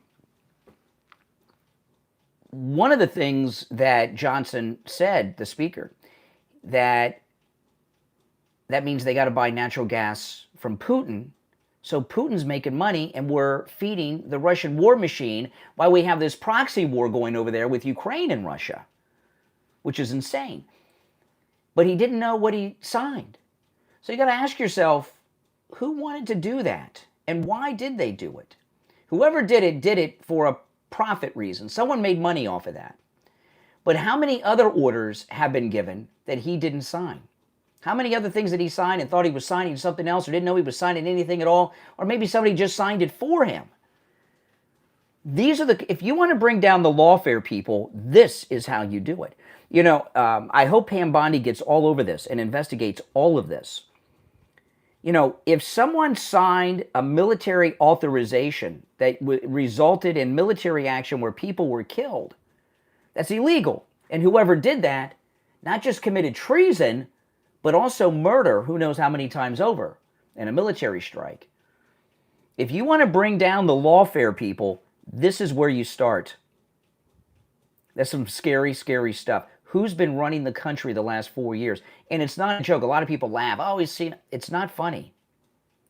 It's amazing that the country has not collapsed over this. All right, let's go to the phones. 1-888-465-2631. You're on the air. What's your name? Where are you calling from? Yeah, hi. Good morning, Brian. Danielle from Michigan. Hey, Danielle. It's a great, beautiful day. No doubt. So excited for the day. I just watched the clip that you just did, however, with Speaker Johnson, and what's been released over the weekend. This is major. 12 o'clock today can't come soon enough. Thanks be to God. Let it get here. Mm-hmm. Major what's just been happening, and I'm confident they'll get to the bottom of it. But just look what's happened in the last 4 years to this beautiful country, and these people that wanted to destroy us. Oh yeah. I'm thankful for the day, and I'm just so excited. I'm going to a little luncheon today. I took today off, and I know you guys are going to Wings Plus. Enjoy the beautiful day, but that's disturbing. It is because, you know, somebody profited from this. Somebody profited from this. And they also gave aid to the enemy because we're fighting against Russia. I don't support this war in Ukraine, but we're funding the other side. So we're also funding the other side, Russia, in this war. And this is how the last 4 years have been. This may seem minor, natural gas. It's not minor. You know, and if they were signing off on, it's a big thing. If they were signing off on something that big, what else did they do? Yeah, this is not minor. This is the exposure of what these evil people, and I can't wait until they're exposed and they're held accountable, and the American people see what they've been doing. And some of these callers that you have that have Trump derangement syndrome, they're going to wake up. Well, that guy, that nasty caller in the first hour that was inappropriate, he was calling from Ukraine. I'm not kidding. I looked. I checked. He was calling from Ukraine. That's what we're fighting for over there. Unbelievable. Mm-hmm. Yeah. Hey, appreciate the call. Yeah, I thank you for taking my call. Enjoy the day. It's a beautiful, blessed day, and I'll call you tomorrow morning. All right, take care. Yeah, take care. Yeah, please join us at Wings Plus today at noon. Steve Kane and me, Brian Craig. Wings Plus at noon. All of the television sets will be on the inauguration. Wear your MAGA gear. Wings Plus is the one restaurant where you can wear all your MAGA gear. Hey, the waitresses might be wearing MAGA gear at Wings Plus. You never know. So show up in your MAGA gear. You know, Wings Plus, they even have their own MAGA hats, okay? That's right, they do. We'll see you there. Wings Plus, about a mile west of University Drive on the south side of Sample Road in Coral Springs. Steve Kane will be there. Steve will be joining us in the 8 o'clock hour. Steve Kane will be there. I will be there. Conservative Doug called. He said he's going to be there, and you'll get to meet some of our other callers as well. All right, we'll take our break for the bottom of the hour and be right back.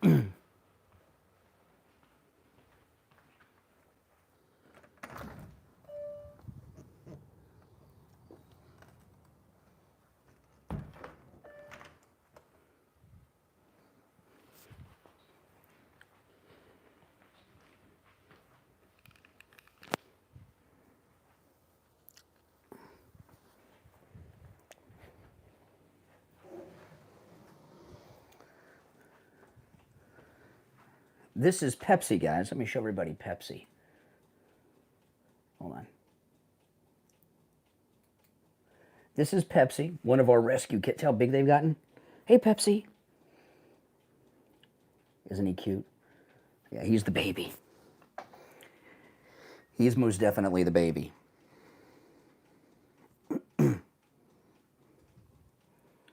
We'll be back shortly. Oh, yeah, he's cute.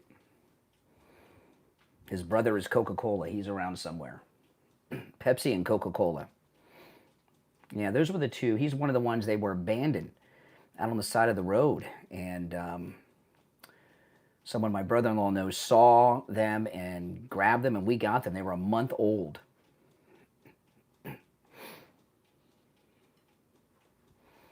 But they're doing great. We're lucky to have them. Hey, buddy. He's watching.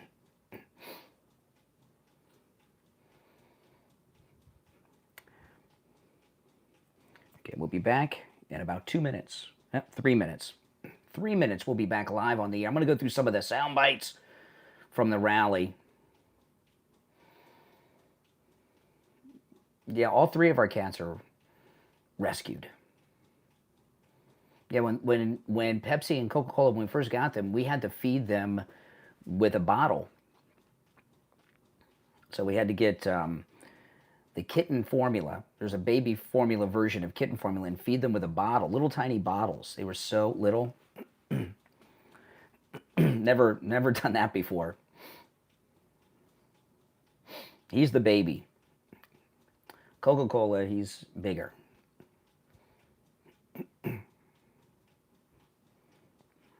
All cats are MAGA after what happened in Springfield.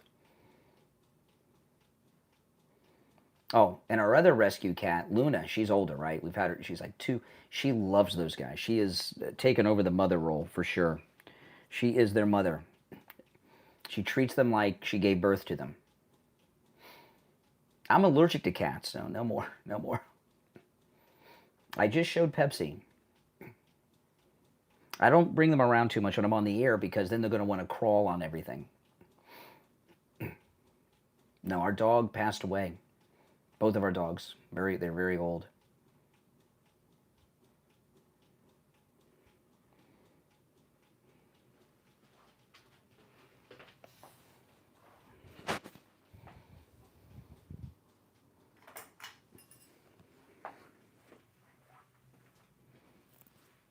One minute.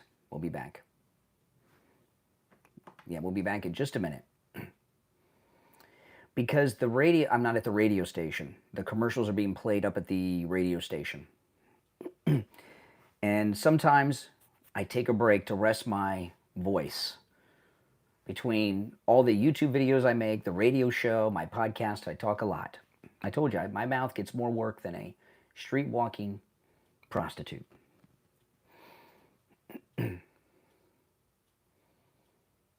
Right now, my jaws right here are sore. You guys come to Wings Plus, I even shaved with a blade razor. I do that so infrequently. 30 seconds.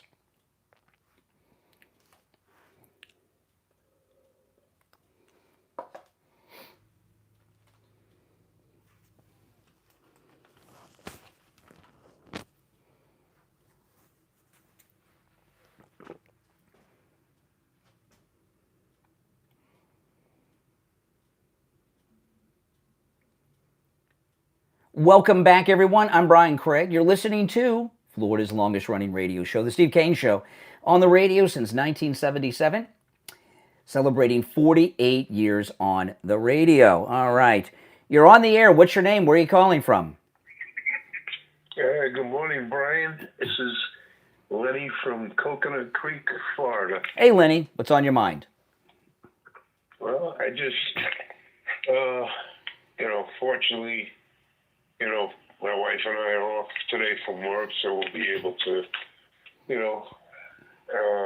watch this, the Awesome. new president, being sworn in, and, the rally yesterday was electrifying, and Yeah, it was. I just, you were talking, about, this deal between China and the United States about TikTok, and do you really think it's, as far as, the financial aspect of it, that it's a good thing with, everybody knows TikTok is, through TikTok is, stealing, Well, I was talking about that. I was talking about that earlier, and my wife suggested this to me. When she first told me, I was like, no. But then I started thinking about it, and it made sense. I don't think that China has this super secret spyware. I think that's a lie. Really? No, I don't think they do. I think that's a lie. I think they want us to think that they have this super advanced spyware. And not only that, all apps have some form of spyware to spy on you. We know that. I don't think it has anything beyond what a normal app would have, because the Chinese company that owns TikTok owns a lot of other apps, including a video editing app that I use. It's called CapCut, and CapCut is the most popular editing application out there to edit video. Anyone who like I make YouTube videos and things all the time, I do all the editing on CapCut, and they're not talking about getting rid of CapCut or the other Chinese app that company has. And this is why I think it's BS. The Republican establishment and the Democrats want TikTok gone because they credit it with Trump's victory. Half of the country are on TikTok already. Half. Right. That's crazy. Right. It's huge, right? So Trump last night in the rally announced that he won 30% of the youth vote. Republicans never win the youth vote. He didn't just win it, he won it in a landslide. And usually you measure the youth vote by how much the Republicans lost it by, not how much they won it by. So TikTok is why we won the youth vote, okay? It is so pro-Trump and MAGA. It's a news app is what it's become, a MAGA news app. And the reason the establishment and the Democrats want it gone is because they credit it with Trump's victory, just like they want X taken away from Elon Musk, because that's TikTok and Twitter, X, are the #1 news sources in the world, reaching more people than all the newspapers and network news ever reached at the prime of their followers, okay, and viewers and readers. and they want it shut down because of that. I think the spyware is a lie. If they had the spyware in that app, they would have it in all the other apps that they put out, that company, and they're not trying to shut any of the other ones down. Well, like I said, the financial aspect, like you said, what was it? It is generating $19 million. No, billion with a B. President Trump said last night at the rally he made a deal with China. Remember, TikTok went offline yesterday. It was offline, and Trump. Yeah, it came back on. It came back because Trump made a deal, and he announced at the rally last night. He told China that he will sign an order bringing TikTok back if the United States owns 50% of it. And by that, I'm assuming he means the United States government. It made $18.5 billion last year. That means we'd make $9 billion. Yeah, 9 or 10 billion. Mm-hmm. That's a substantial amount. It's going to make more now that Trump has signed off on it. And Trump has all the security briefings. If it really had that spyware on it, would he have allowed it to stay in effect? I don't think so. Well, the opening at the rally, that my wife are devout Christians, and to those, I don't know who the two women were, but that opening prayer was so unbelievable. Yeah, it was good. That not only praying for covering the president, but the entire world. Mm-hmm. And and I truly believe that not just he's gonna make changes within the entire world. He talked about the Iron Dome. The military people are already enlisting. All this woke, BS that this. I never felt so positive about finally a change in this country and the world. You're seeing, I don't like that.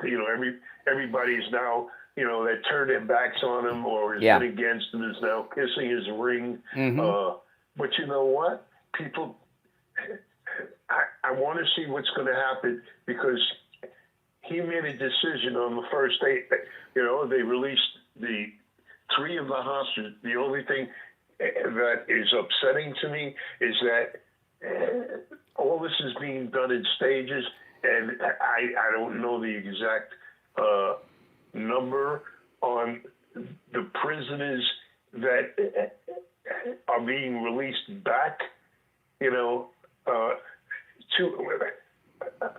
Like I said, I don't know the correct number, but if we're talking like 256 of the people. Now listen, I gotta run because we have some major breaking news that I gotta get to. Okay. So this is. Well, listen, God bless you, Craig. For just doing all the work that you do and putting out everything. Well, thanks so much. Hey, listen, you and your wife in Coconut Creek, you're right up the street from Wings Plus, so you can stop by. You're invited, all right? I'd love to meet you. Take care. All right, now we got some breaking news, guys. And Biden has pardoned Millie, Fauci, and the J6 committee members. This is from Fox News. This is nuts, isn't it? It's completely nuts. I'm going to go through, let me go through the whole story. Well, let me see. Yeah, we got time before the break to go through this. Let me go through this story. And we knew some big pardons were coming today. I wasn't expecting the Mark Milley pardon. So Biden pardons Mark Milley, Anthony Fauci, and the the J6 committee members. Here's the story from Fox. President Biden has pardoned Dr. Anthony Fauci, General Mark Milley, and others who some speculated may have faced investigations under the incoming Trump administration. Biden's pardons come just hours before he's set to depart the White House. That's all we got so far. So that means Liz Cheney You know, can you, now this, you guys can let me know, can you pardon people who, just a generic pardon for no crimes? Right? Like with Hunter, there were crimes. There were crimes. I'm not saying these people didn't do crimes, but there's no charges. Can you give people just a blanket pardon when there's been no charges? Has this been done before? And what did Millie do? Millie, I'm not even sure, you know, a pardon would cover what he did. And the J6 committee, I'll look more into this after, during the break, but that's what Fox News is reporting right now. He pardoned General Milley, Fauci, and the J6 committee members. Is this the first pardon we've ever had of... Now, Nixon was pardoned, and he wasn't charged with any crimes, but that pardon was very specific for what he was being pardoned for, the Watergate cover-up. What's Milley being pardoned for? What's Fauci being pardoned for? And what are the J6 committee members being pardoned for? You know, Mark Milley committed treason on January 6th. We're going to take our last break of the second hour. If you're on hold, stand by. This is breaking news that's breaking as, well, we knew some big pardons were going to be coming in this morning, but I was not expecting this. I really wasn't. Our number's toll free. If you're on hold, stand by. 1-888-465-2631. 888-465-2631. We'll be right back.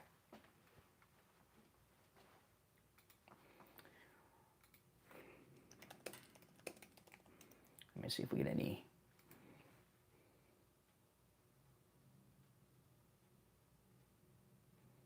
Now it's so new, it hasn't hit all the news sources yet. It's developing. Okay, the Drudge has it. Let's see where Drudge has here. I'll go through the Associated Press story when we get back.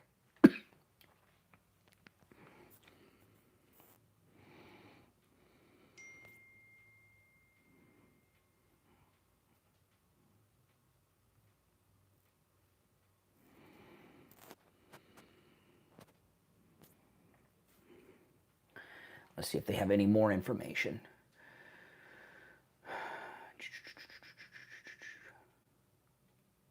Okay, yes, okay, I've got the Biden state. I'll go through the whole thing when we get back. If you're on hold, hang in there. Oh, my goodness.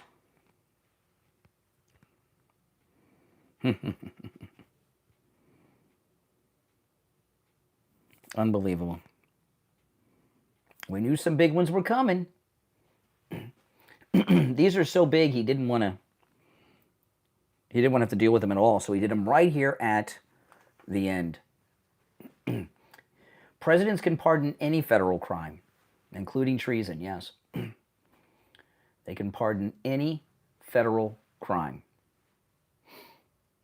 But Nixon was pardoned and he wasn't charged with anything.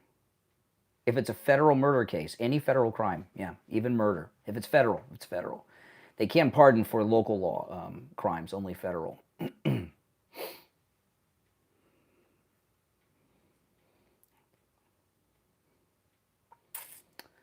Well. You know, it's really, I'll get into this, but it's an acknowledgement that they all committed crimes, right? Mm-hmm.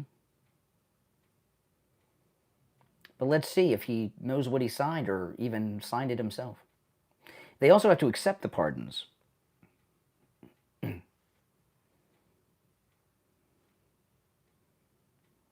We'll be back in about 90 seconds. We'll be back live. If you're on hold, hang in there.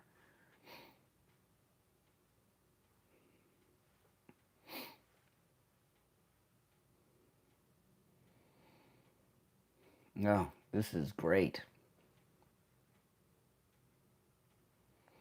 I was waiting for this. I'm glad this happened while I was on the air. Early, like in the middle of the show, because I knew some pardons were coming down today, as we all knew. And I'm so glad they came in to give us, in time for us to talk about them, right?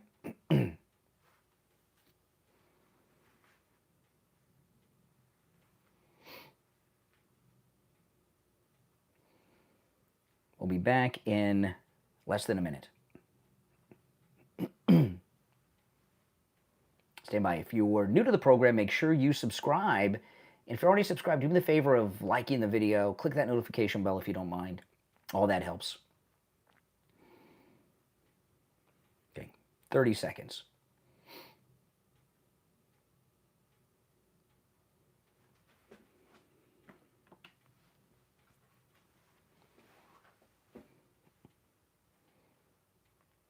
Okay, stand by. 15 seconds.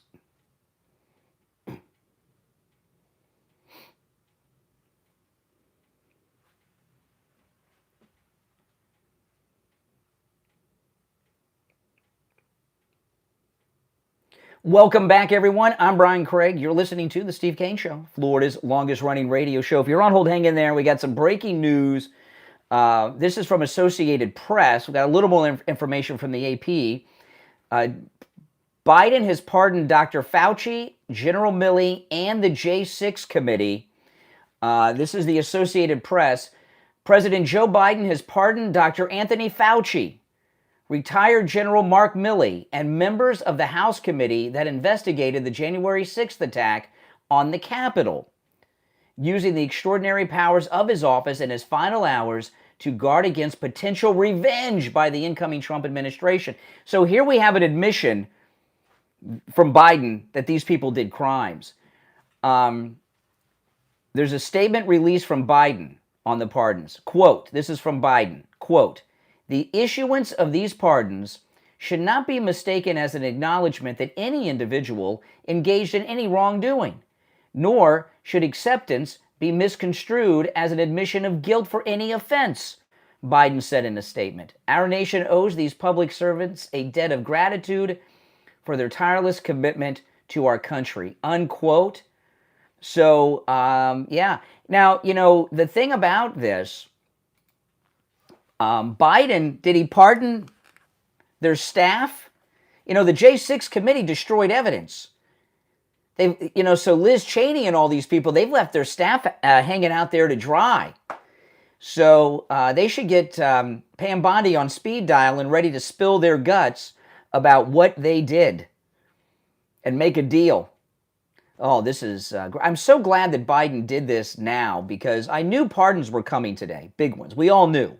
And they had not come yet, and I was a little concerned that they were going to come after the show was over. And I'm glad that they came in the middle of the show so that we can talk about it. All right, let's go to the phones. You're on the air. What's your name? Where are you calling from? Hi, my name is Steve Shaw, calling from South Florida. Hey, Steve. First names are all we need, but go ahead. Steve in South Florida, what's on your mind? Do a Trump impression. I don't know if you wanted to hear it. No. All right. You're on the air. What's your name? Where are you calling from, since he asked? Hey there, Brian. It's Lisa, and I can't believe it, but I can believe it about this pardon. Oh, my goodness. Mm-hmm. Talk about last minute, right? Oh, yeah. You know, I can't, and he's left Liz Cheney and all of their staffs out of the pardons, according to the reports. So do you think Liz Cheney destroyed the records, or did she have her staff destroy the evidence? Correct. I mean, well, you know, all of those people, they'll always let everybody else take the fall. Well, I'll tell you what, though. Also, who was that that perjurer that lied to the committee that worked at the Trump White House? That girl that said that Trump tried to choke the Secret Service agent? I forgot her name offhand. Yeah, I don't remember her name. Yeah, I can't remember it either. Yeah, somebody tell me what her name is in the live chat on YouTube, if you don't mind. I forgot her. I don't see anything about a pardon for her, and she coordinated her perjury with Liz Cheney. Mm-hmm. So just because they've done some pardons for the big celebrity lawfare criminals, doesn't mean that we're not going to get some justice here for some of the others, like that liar. Right. Yeah. It's going to be interesting as we move forward. Cassidy Hutchins, by the way. Thanks, guys, for giving me the name. Cassidy Hutchins. Cassidy. Yeah, I don't see anything about her getting a pardon, and she colluded with Liz Cheney to craft her false testimony. Yeah, that's right. We're going to get her. Good. This is great. This is wonderful. Thank you, Biden. For now, we can get Cassidy Hutchins for her crimes. Yeah, it's an amazing thing, and you know the thing earlier that you played with the I can't even think of his name, Mike. Mike Johnson, the Speaker of the House, Mike Johnson. Yeah. Right. Now the fact that Biden thought he signed something completely different. Well, that's been like you said, this has been going on the whole time. You know, these people have been trying to destroy America for this entire 4 years. We've seen them like at like a car off a cliff, right? Mm-hmm. Because the last way to bring down a country from within, according to the Communist Manifesto, which is what they've been following, is to completely bankrupt the country. That's like the final blow, right? Because they've already done politicizing everything under the sun to get people to divide, right? Yeah. Divide and conquer. Mm-hmm. So it doesn't surprise me at all. I mean, it's horrible, but it doesn't. Oh, this is great. It's just like This the is weather. wonderful because he only like for example, he gave Fauci a pardon. So whatever Fauci did, that guy didn't do anything. He had staff do it for him. So they've left all their staffs out to dry. There's going to be a lot of people pretty pissed off and scared right now with this story. Oh, heck yeah. You know? Heck yeah. Yeah. You don't think Cassidy Hutchins is terrified right now that she's going to go to prison? Oh, all of these people, man. And by the way, eventually- Liz Cheney and these people, just because they're pardoned, doesn't get them off the hook. When we start prosecuting their staffs that destroyed evidence or Cassidy Hutchins, since they cannot face prosecution, they lose their Fifth Amendment right. You can't, because you can't incriminate yourself. If you can't be prosecuted, you can't incriminate yourself. So Liz Cheney and the others could be commanded to testify against Cassidy Hutchins, as could Fauci in those cases and others. Yes. And Millie, Millie was colluding with others like Pelosi on January 6th. Now that he's been pardoned, he can't take the Fifth Amendment. He can't incriminate himself. He doesn't face prosecution. He can be commanded to testify. Yeah. This is hallelujah. great. This is Hallelujah. great. I mean, this is the best. Thank you, Biden. This is a great day for our country. It's a fabulous day for our country, and I wish I could be there at Wings Cliff. There's still time to take a flight down here. Yeah, I know. I wish I could. Well, anyway, have a great, marvelous day. All right, take care. This is awesome. Yeah, this is awesome. Oh, Biden's helping us. Now, I want to talk about Jupiter Joe Thomas. Friday when I got off the air, I recorded an interview with Joe Thomas. Has his own radio show that airs on all of our radio stations. And I was a guest on his show. I'm not sure if it's airing this week or not. I'll find out when it's airing and let you all know. But check it out. And you can find information about Jupiter Joe's radio show on his website, jupiterjoe.com.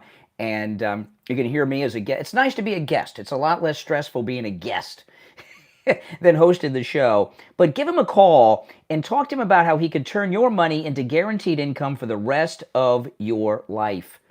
That's right. I don't know anyone who can't use more income, right? I don't care who you are. Everyone can use more income. And Joe Thomas will tell you how you can do just that. Stocks, bonds, mutual funds, 401ks, IRAs, those all are great. They have purposes, but they don't guarantee you an income stream for the rest of your life. Annuities do.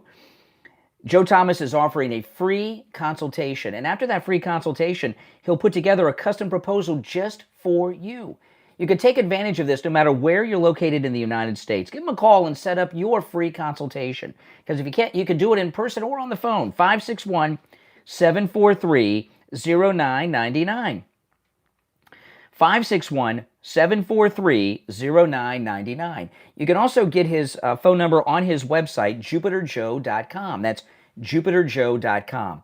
All right, so if you're just tuning in, Biden has pardoned General Milley, Dr. Fauci, and unnamed members of the J6 committee, which is, where Liz Cheney is and all of that. And this story is just breaking in the last, really 30 minutes. So it's still developing. This is beautiful. This really is a beautiful thing. I want to hear your thoughts on this. In many ways, it's going to be easier for us to get justice because I got news for you, okay? Fauci and Liz Cheney weren't going to jail. They weren't going to go to jail. And Milley, probably not going to go to jail either. But now we have this acknowledgement, even though they say it's not, they have to accept the pardons. Now that we have the, they're going to try to frame it as revenge, but everybody knows that's BS. These are now going to become cooperating witnesses to clear Trump's name and expose the whole lawfare apparatus. By the way, I don't see pardons named for Jack Smith. I don't see any pardons for Merrick Garland coming out of there. I don't see any pardons for Fannie Willis, the Judge Mershon, Letitia, or any of these lawfare people. Do you? I'm not seeing any pardons for any, just a handful of big names. Now, hey, noon is still just 4 hours and 3 minutes away, and he can sign pardons on the car ride to the inauguration. But yeah, I don't see a pardon for Christopher Wray. There's a lot of lawfare people that haven't been pardoned. Good. You're on the air. What's your name? Where are you calling from? Yeah, Jay from Jersey. Oh, hey, Jay. Great day. Trump's going to be president in 4 hours and 2 minutes. Or no, 3 hours. Yeah. 3 hours and 4 hours and 2 minutes. I'm so excited. Yeah. One of the worst times the world will ever see. Mm. And y'all enjoy it now. Because later on down the line, when y'all see y'all been suckered and duped and hoodwinked and bamboozled by this man, I'm going to call in and laugh at you. President Trump said last night at his rally in Oh, he hung up. Jay from Jersey hung up. What I was going to bring up to him, what I was going to ask him about is President Trump and his rally he hung up on me, Jay from Jersey. What I was going to share with him was last night at his rally, President Trump said that he is going to release all the assassination files on President Kennedy, Bobby Kennedy, and Martin Luther King. And I was going to ask him what his thoughts were about releasing the assassination files on Martin Luther King. My guess is that J. Edgar Hoover had something to do with that assassination. We know very little about Martin Luther King's assassination, and here we are on Martin Luther King Day. I hope he can sign that order today because it is Martin Luther King Day. All right, now 2 hours down, 1 to go. If you're just tuning in, Biden has just pardoned Dr. Fauci, General Milley, and Liz Cheney and the J6 committee members. Oh, this is great.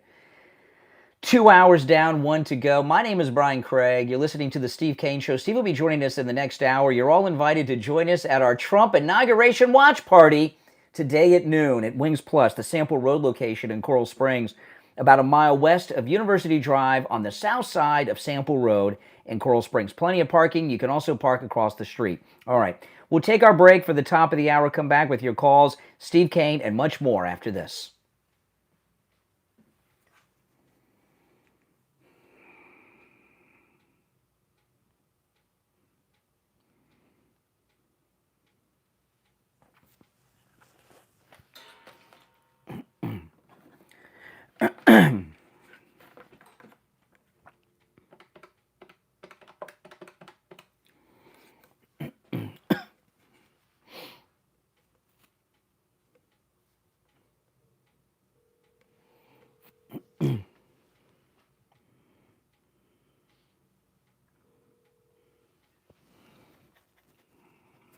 Hey, it's Brian. How's it going? Good.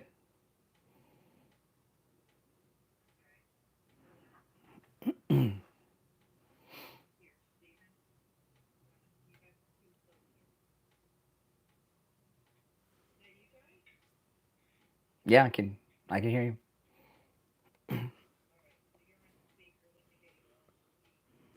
Yeah.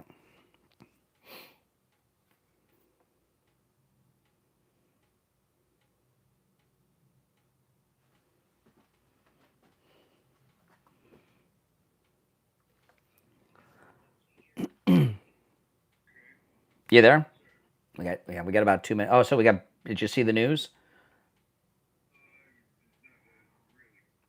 Oh yeah, this is good. Okay, remember you're gonna hear music on hold, so we'll be on in about 2 minutes. Okay, I'm gonna put you on hold. Hold on.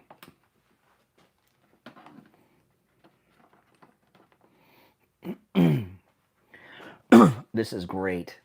This could not have gone better for us. This is as good as it gets. It really is. Oh yeah. It's a Martin Luther King Day gift. If you give gifts on Martin Luther King Day, I don't know if you give gifts on Martin Luther King Day, but this is a gift. Mm-hmm.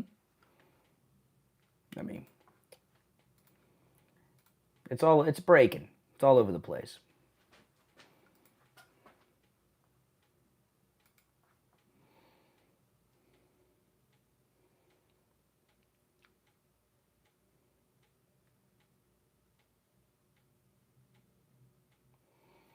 And it says, among others. McEnany says, among others. We don't know who the others are.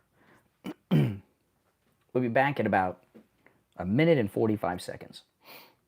Oh, actually, 45 seconds. Not a minute, 45 seconds.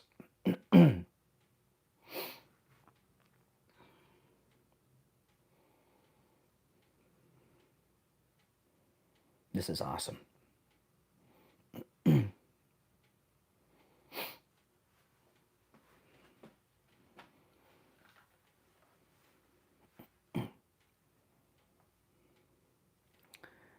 Stand by. If you're new, make sure you subscribe. If you're on hold, hang in there.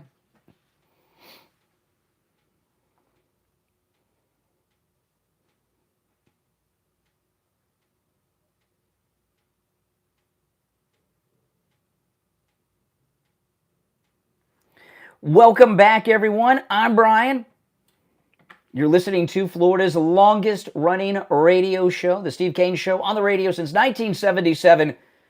Celebrating 48 years on the radio. I'm Brian Craig. Steve Kane joining us. Hey, Steve. Steve, you with us? Yes, you're there. We got you. All right, so we got an update. Now, if you just we got an update on the breaking news from the last hour, but let me recap. And we got an update from McEnany. Biden, the story is Biden pardoned General Milley, Dr. Fauci, and the J6 committee. But now from Kayleigh McEnany, we got something a little more. Here's what McEnany just posted this on. She just tweeted this on X, okay? Kate McEnany. Biden issues preemptive pardons for General Mark Milley, Dr. Anthony Fauci, and members of the January 6th committee, among others. But we don't know who the others are yet. Oh, boy. This is great, Steve. I don't know. I have a different slant on it. I'm caught up in the magnificence of the moment, and I'm finding it difficult to gloat, especially since the annihilation of the other side has been so complete. Oh, this is perfect. They've just been destroyed. This is perfect. It's like passing one of those, you ever passed, I'm sure you have. In fact, I was going to say, have you ever passed by one of these horrible accidents on the road? And I didn't realize you've been in a couple. But, I mean, it's like, it's just a massacre. Yeah. See, I didn't think I'd ever have to say this to you, Steve, but you got to get off the speaker. You're on the speaker phone there. You got to get off the speaker. All I do is I take what they put in my hand. Okay, well, we'll take care of it during the break. But hold on a second here. So this is as good. Hold on, let me got you there. Okay. This is as good as it gets, Steve, and I'm going to tell you why. Okay, this is Biden gave us a gift with these pardons. Okay, now first of all, Milley, Liz Cheney, and Fauci were not going to go to prison, right? They weren't going to go to prison. There was no scenario. I'm not saying that they should not have gone to prison. I'm saying they were not going to go to prison. There's just no way those three were going to go to prison. The only one that had a chance of going to prison was maybe Milley, right, through the military court system. But these three, very unlikely that Fauci, Liz Cheney, or General Milley would go to prison. So now, but there's a lot of people that are not mentioned here. And one of them I was mentioning during the last hour, Cassidy Hutchins, who was that lying witness that made all these lies up about Trump, right? The one that said he tried to take control of the car from the Secret Service so we could leave the insurrectionist at the Capitol building and they wouldn't take him, remember? And he choked the Secret Service agent and all this stuff. We know because there was reporting recently that she colluded with Liz Cheney on her testimony, which was perjury, okay? By the way, we're going to try to get Steve back, not on the speaker after the break. So the others that are not pardoned can still be prosecuted. You know, you got to live in the real world, okay? In the real world, what Milley did on January 6th was treason. And I'll tell you what he did, very specifically what he did. On January 6th, there's a couple things that are talked about often, but one that doesn't get mentioned too much. The chairman of the Joint Chiefs of Staff has no military command or authority whatsoever under them. The chairman of the Joint Chiefs of, a lot of people think that the chairman of the Joint Chiefs of Staff is in charge of all of the military. They're not. The chairman of the Joint Chiefs of Staff is simply a military advisor to the president. They have no command. They're the military advisor to the president. And on January 6th, Milley did three things, all of them treason. One, he illegally went into the room where they control our nuclear weapons and seized control illegally from the President of the United States, Donald Trump, America's nuclear arsenal. Two, he picked up the phone and called the head of the Chinese army, his counterpart in China, both treason. Third, he took over the nuclear arsenal and he coordinated with China through direct communications. Both of those are treason. Third thing he did was have a conversation with Nancy Pelosi about removing President Trump from office on January 6th. I didn't see anything about a pardon for Pelosi or her staff and people that were connected to that. All three of those are treason, high treason. He's the only one out of those big names that there was a chance that he might have gone to prison. Okay? He may have gone to prison, but probably not, because he'd have a lot of advocates and they would drag it out and everything else.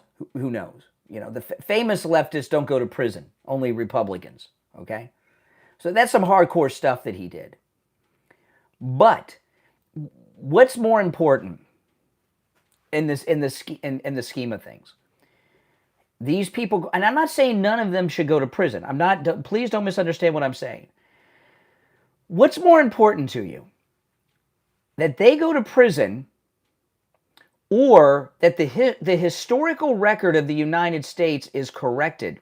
Because right now our official history, which is written by liberals in the media, tells us that Donald Trump's a felon, he committed and led an insurrection, and all of that. And what all of these pardons will do will be, we will be able to compel all of them to testify. They cannot take the Fifth Amendment. Since they're pardoned, they can't incriminate themselves. They have to testify. And they did not pardon, so far as we know, he did not pardon the people underneath him, underneath any of these people. And they committed, they're the ones that did the legwork on the crimes, okay? So I think long term, it's more important to correct the historical record and clear Trump's name for the history books than it is for these people to go to prison. I think they should go, but you understand, I'm saying Liz Cheney should go to prison. Milley should go to prison. Okay, I'm not saying they shouldn't, any of them. But to me, it's more important to clear Trump's name for the historical record. Do you guys agree with that or disagree with that? I'd like to hear your thoughts at 1-888-465-1065. 2631.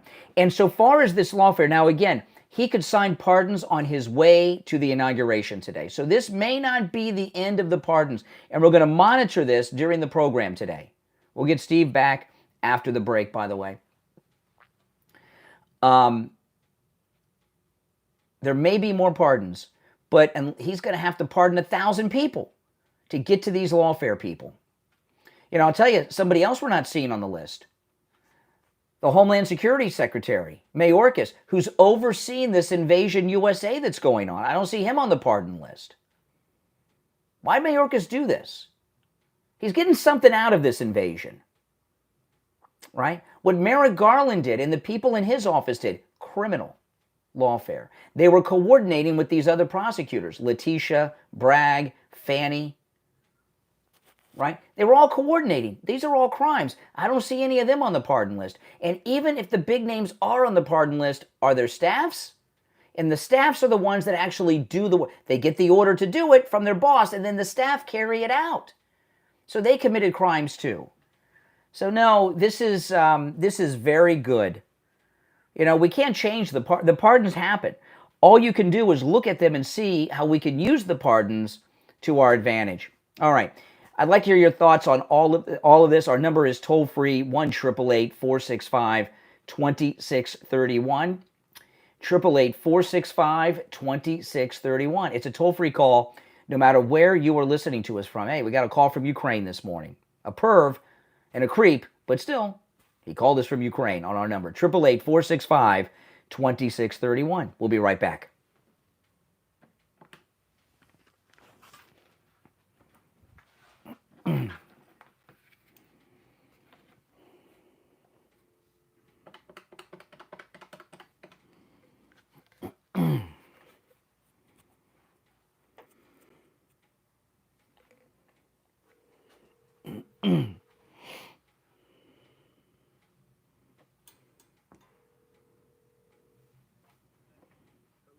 Yeah, that sounds better. Yeah, that sounds better. All right, I'm going to put you on hold. It'll be a couple minutes, all right? We're in break. All right.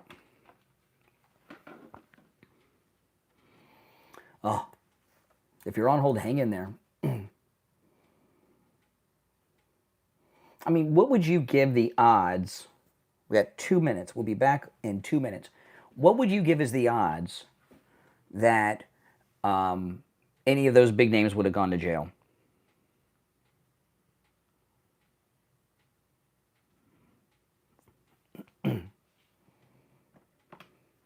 What are the odds? But I think it's better to correct the historical record of Trump's name. That's my opinion. What do you guys think?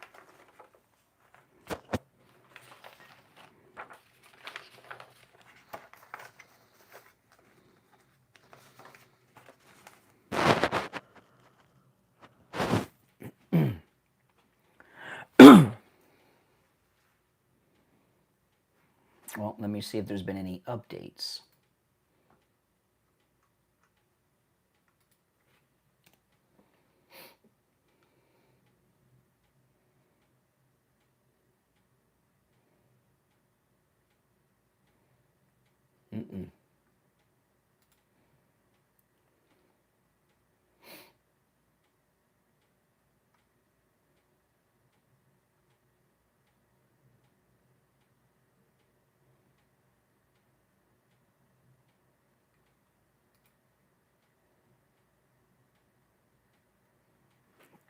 Adam Schiff got a pardon.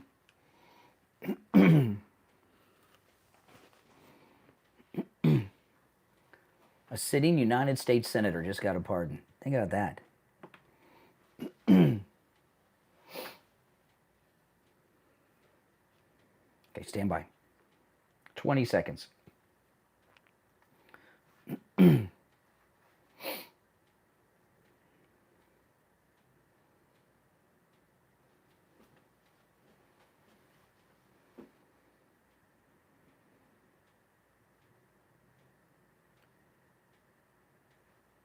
Welcome back, everyone. I'm Brian Craig. You're listening to Florida's longest-running radio show, The Steve Kane Show. We got another update on this huge story. You back with us, Steve?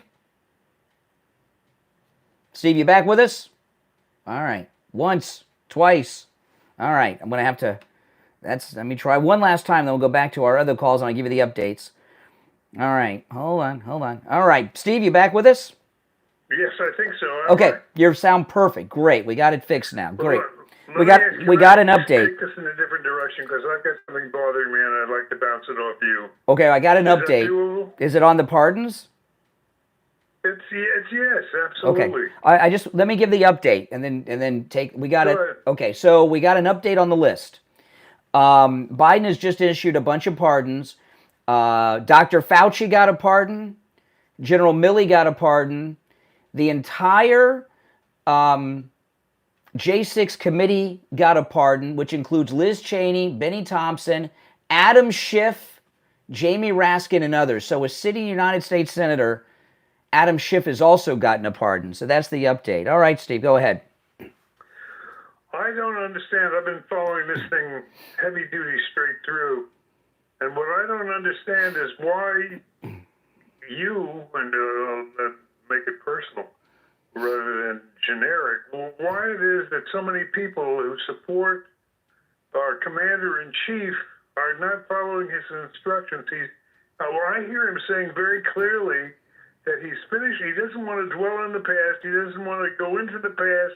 We got plenty of work to do to get things calmed down, and a lot to accomplish working together. And yet the people who he's talking to, which presumably is those of us who follow him and who believe in what he's saying, don't seem to take that seriously, and they keep wanting to prolong the conflict. Can you explain that to me? Well, first off, this isn't the past. This is happening as we speak. These pardons, the ink's not even dry. Yeah, but what we're talking about is whether to let go of sins of the past as opposed to letting go and getting Trump hasn't said leave this stuff alone and don't talk about it or pursue it. Sure he has. His latest statements this morning were about not dealing with the past and concerning with the positive and what's going on now, the good things that are going on now, and working together and not alienating our enemies. No, I think you misread what he's saying.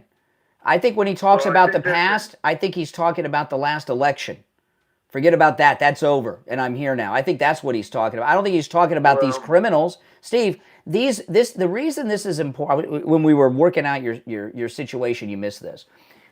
Listen, Fauci, Milley, Liz Cheney, and Adam Schiff, chances are none of them are going to go to see any jail time, all right? None of them. However, what's very important to me, and I think to President Trump too, is to clear his name in the historical record. The historical records, which are written by liberals and the fake news media, have labeled him an insurrectionist president who led an insurrection against the U.S. government on January 6th. Okay? Now that these treasonous people have been pardoned, I'm not seeing anything about pardoning of their staff who actually did the crimes. When you have been, that's because Donald Trump, who we share a great admiration for, is saying we've got work to be done, we got business to do, quibbling over things in the past. He's not talking about this. He's not talking about this. I don't think he's talking about this. He's talking about everything. He's talking about getting his agenda through. He wants which to he can only do with the cooperation of a lot of people who in the past haven't agreed with him. No. In fact, he's going to pardon all the J6 prisoners today, probably, after he's inaugurated. That's in the past. No. I think you're misreading what he's saying. President Trump wants his name cleared. Well, I think that's the issue I personally would like to talk about. If anybody out there agrees or disagrees with what I'm saying or what Brian's saying, I would like to hear which one of us you think is going wild here. Yeah, I mean, yeah. Well, I think you're misreading what he's saying. I don't think he's talking about any of what we're talking about right now. And this story, I mean, you've decimated. We've decimated the. When you look at liberal, what do they call okay, it? we got another update on the pardons. Go okay, ahead. we got. Hold on a second here. Okay, hold on a second here. We got another update. Hold on a second here. I hit that by mistake. He has also pardoned the staffs of all of these people. So now we got an update. He has not only pardoned the J6 committee, but their staff. What do you make of it? They committed hardcore lawfare treason, hardcore crimes. So why is he pardoning them? What does it Well, mean Trump that he didn't wants to pardon them. Biden pardoned them, not Trump. Biden's covering up crimes. He's trying to make crimes go away. So what do you do with the statements that Well, Trump has made? you're misreading what Trump said. So you think he's saying what? I think when he Continue says to about the speak past, his- he says forget about the 2020 election. I think that's what he's talking about. He said he's saying move on from that. I don't think he's talking about moving on from this. He wants to clear his name. Do you have any question in your mind whether his name is cleared or not? No, it's not. In our mind, it is. See, that's where we differ. The official historical he's been totally record. vindicated. No, not in the historical record. You want to take some calls? Yeah. All right, let's go. Let's take some of these calls. You're on the air. What's your name? Where are you calling? Hold on. You're on the air. What's your name? Where are you calling from? Oh, Joan from Tampa Bay. Hey, Joan. Tell Steve the American people want the truth out. Exactly. We want to know what these people did. I mean, even if they won't go to jail, they just have to enlighten the entire American public of what shenanigans have been going on. Exactly. I don't think Trump means this. I think he's talking about 2020. What do you think when he says forget about the past? Probably, but Yeah. All right, Joan. I appreciate the call. You're on the air. What's your name? Where are you calling from? Jeff in Northern Michigan. Hey, Jeff. You're on the air. Great. Well, I think your analysis is always a step ahead or two, but are you remembering that we got 3.5 more hours for this putz to ride in the limo with Trump? He could be signing them all the way on the way. Of course. To the, We've gotten several more pardons since this broke less than an hour ago. They keep coming out. Now we got their staff has been pardoned. It started, it was just there's the big names. Now it's their staffs. Yeah, I think you've got you're going down the right path with if they commit a crime of perjury or something, that's probably. But now that they've all been pardoned, they have to testify because none of them, including the staff, cannot take the Fifth Amendment. They can't incriminate themselves. Right. And if they lie, they've committed perjury and they could go to jail. If they lie about this when they're called to testify because they lost their Fifth Amendment, then they could go to jail. So we're going to clearing Trump's name in the historical record. The historical record has him as an insurrectionist. Agreed. Yeah, you're going down the right path with. We're not going to get them for everything that they really committed crimes for, but yeah, he's got Pam Bondi, boy.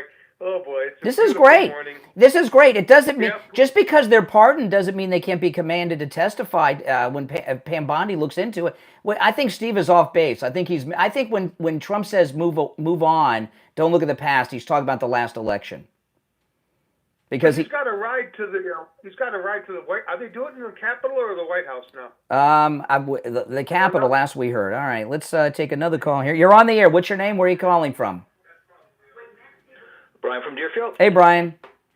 Hey, Brian. Hi, Steve. How are you today? It is a great day, no doubt about it. But I must tell you, this issuing of pardons at the last minute, it does sour you a bit. Where is the limit when he can stop signing the pardons? Is it at the moment that Trump signs? He could sign pardons while he's sitting behind Trump, waiting to take the oath. Until the oath is completed, he can sign pardons. You know, it does sour you. It does leave a bit of a sour taste because these people that he's pardoning are just an abomination. I know what you're saying about Trump clearing his name, and he deserves to have his name cleared. But it does leave, now, is it possible to override a pardon with an executive order? No. Yeah. See, No. that's the problem. Listen, we can't change what he's doing. We this is not unexpected, you know. But the only thing that we can do is where can we move on from it? And I think Steve's misreading it. I think Trump wants his name cleared in the historical record of the United States. I think that's important to him. Yes. Yeah. It's important to me too. I mean, he is just incredible. I mean, he never had to be cleared with us. We know he did no wrong always. That's right. But when he's been cleared all the time with me. He's had a clean slate from me from day one. But this guy signed these fights. You know, it's like what's he collecting? His 10% on the way to the inauguration. This ka-ching, ka-ching. It leaves a sour taste. But hey, who's surprised? Who's surprised? I'm not surprised. No, I'm surprised he hasn't just given a blanket pardon to his entire administration. Yeah.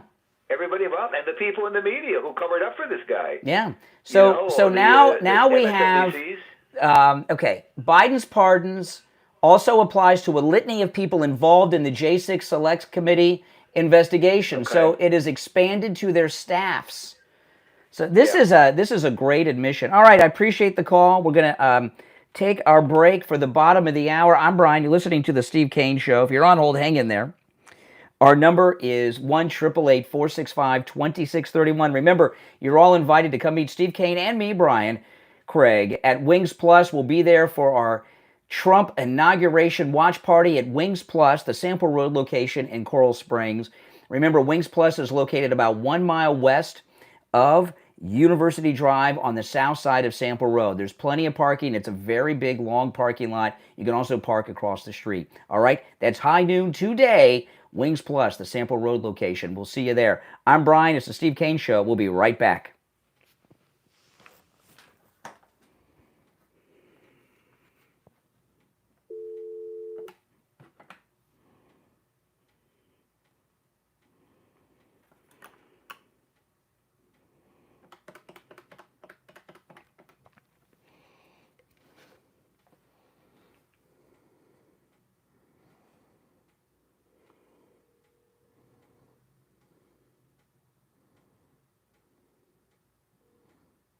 Yeah, I lost you. I lost you. I lost you. But we're in this is the bottom of the hour break. I'm gonna put you on hold, but I'll check back with you before we come back. Okay?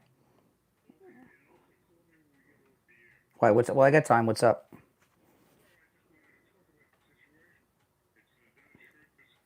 What situation? Oh, it's fine. It's fine. It's fine. Okay, I'll call. All right, bye. Hold on.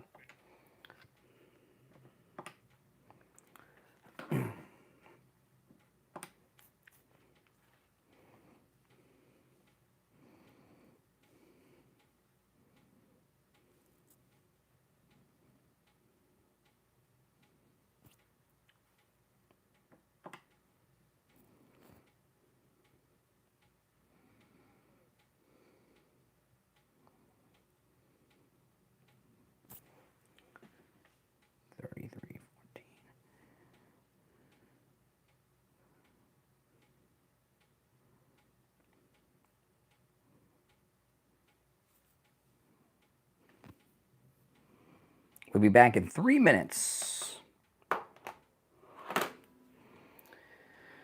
3 minutes, we'll be back.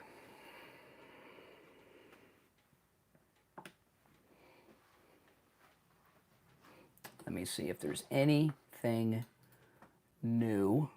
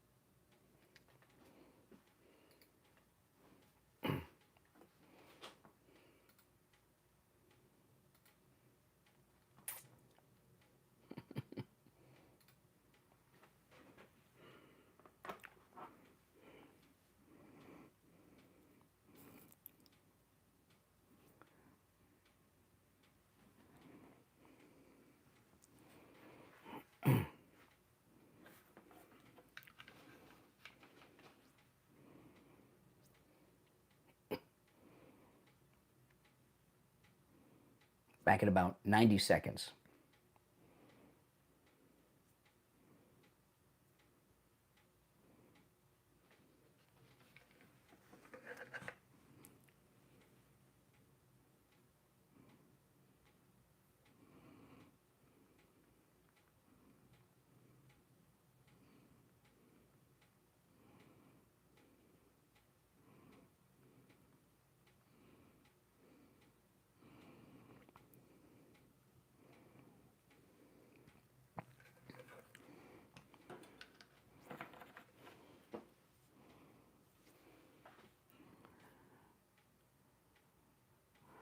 All right, we're going to be back in about 50 seconds. So next time you hear my voice, we'll be on the air. Okay?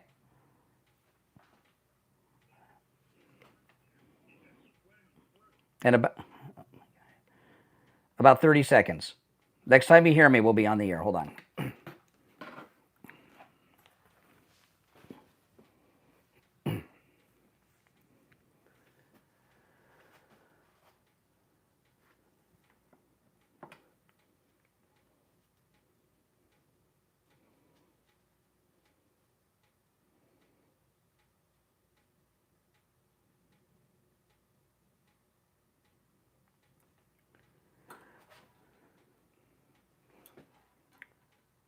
Welcome back. I'm Brian Craig, joined, of course, by Steve Kane on a very big news day.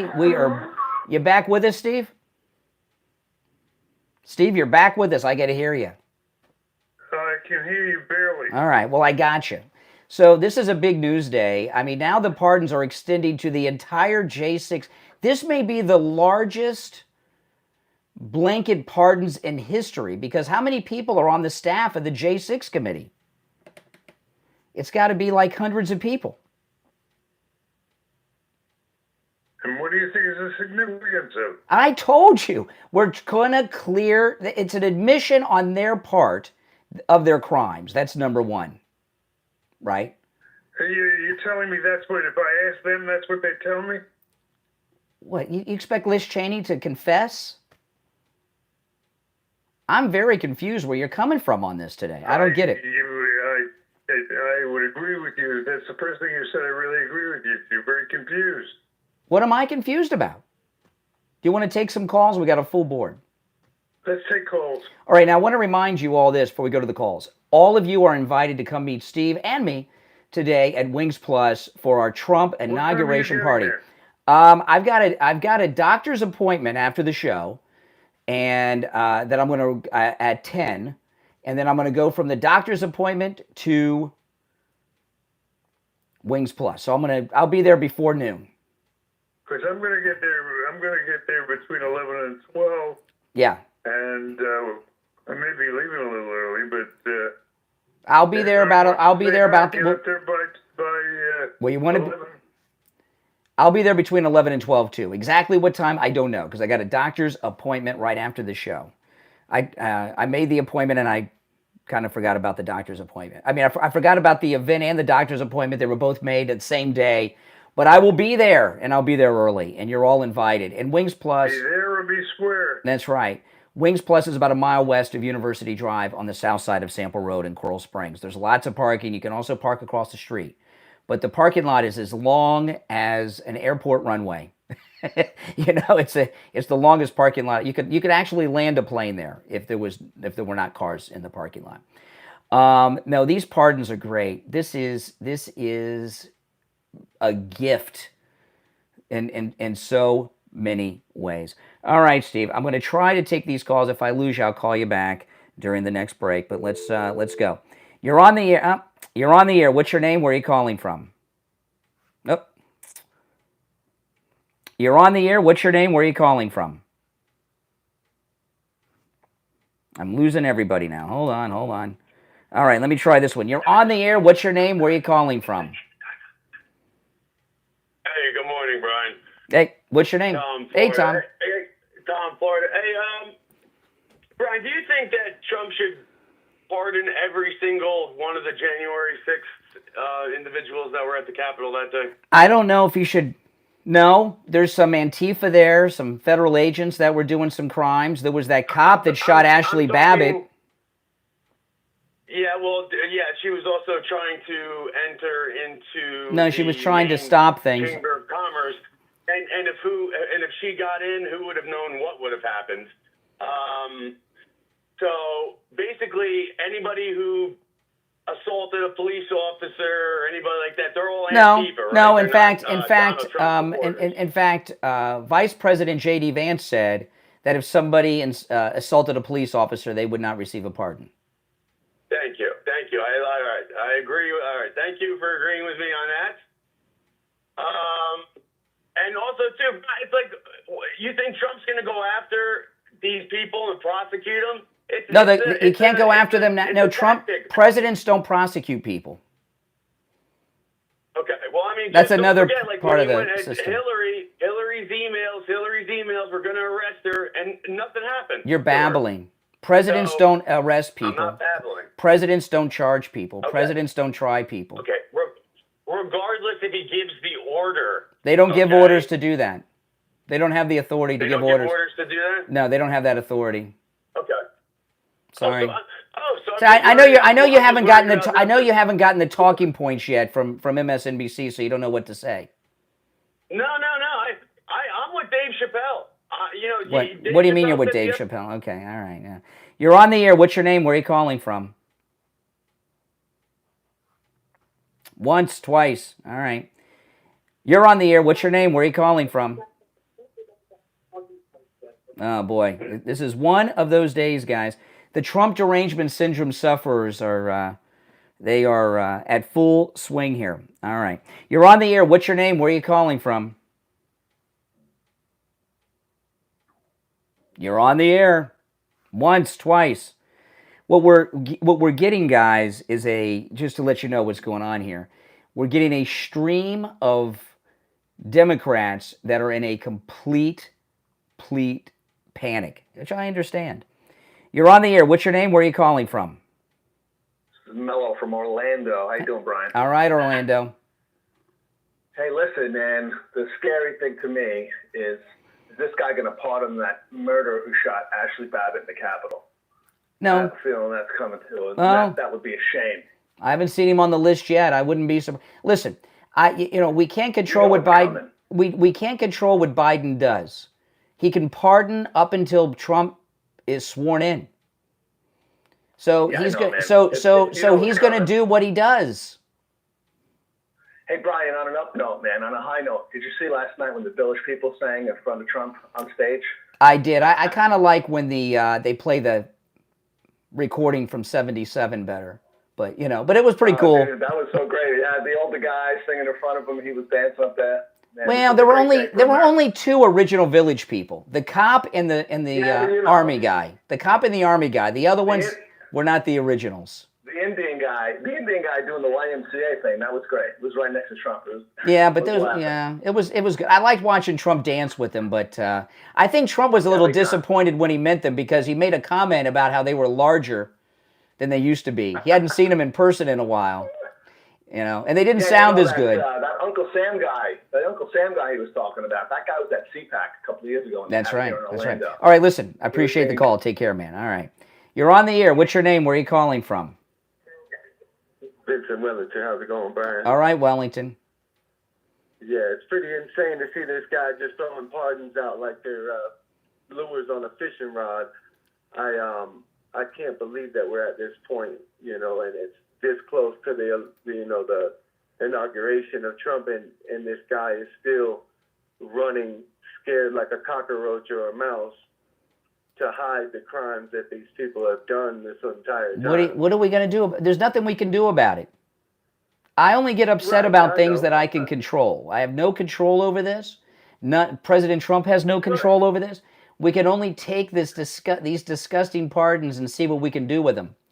And since they can't be charged, they can't take the Fifth Amendment. They can still be called to testify under oath under penalty of perjury. And if they lie to Kash Patel's FBI agents, they've committed new crimes of which the pardons would not apply.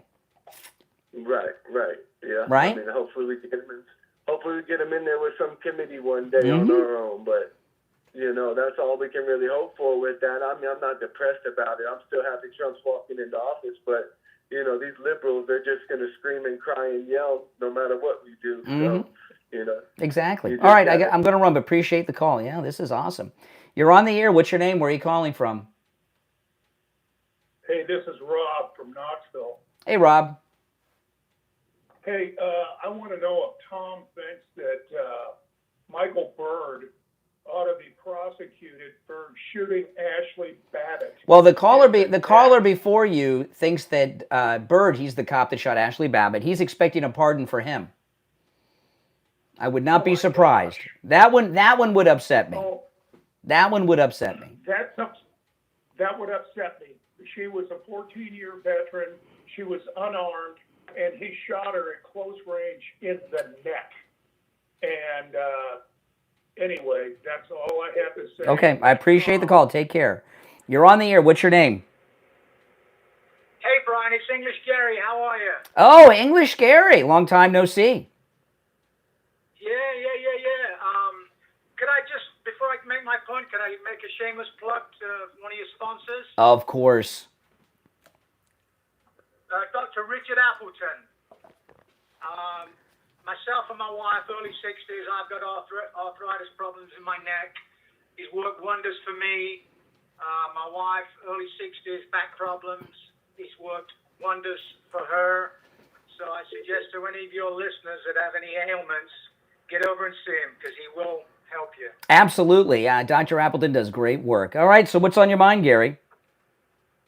Well, I mean, what time is it? 8:45. Don't be surprised before 9 o'clock if he's pardoned the trifecta, the brother and the sister. Yeah. And quite possibly, he may even pardon his wife. He should. She's probably been signing all the bills. Yeah, that's right. He very well may. You know, listen, we can't control what Biden does, so I'm not going to get upset about it. Trump's going to be back. No, of course not. Yeah, I mean, and I know a lot of people are going to get pissed off. Listen, when Biden gets off the plane in Delaware this afternoon, that's the last time we're going to see him. So don't worry, we can't control him. He'll be signing pardons on the way to the inauguration. I mean, this is nuts. Yeah, I'm shocked that the brother and the sister's not been pardoned already. Well, it's still that to the last minute. It's not even 9 o'clock yet. That's true. That's true.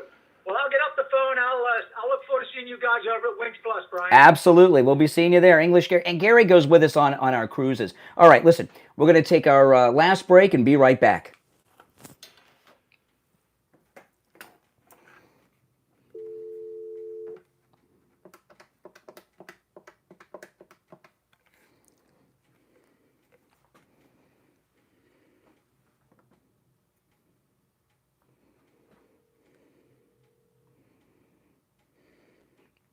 Hey, it's Brian. Okay, I'm going to put you on hold. Stand by.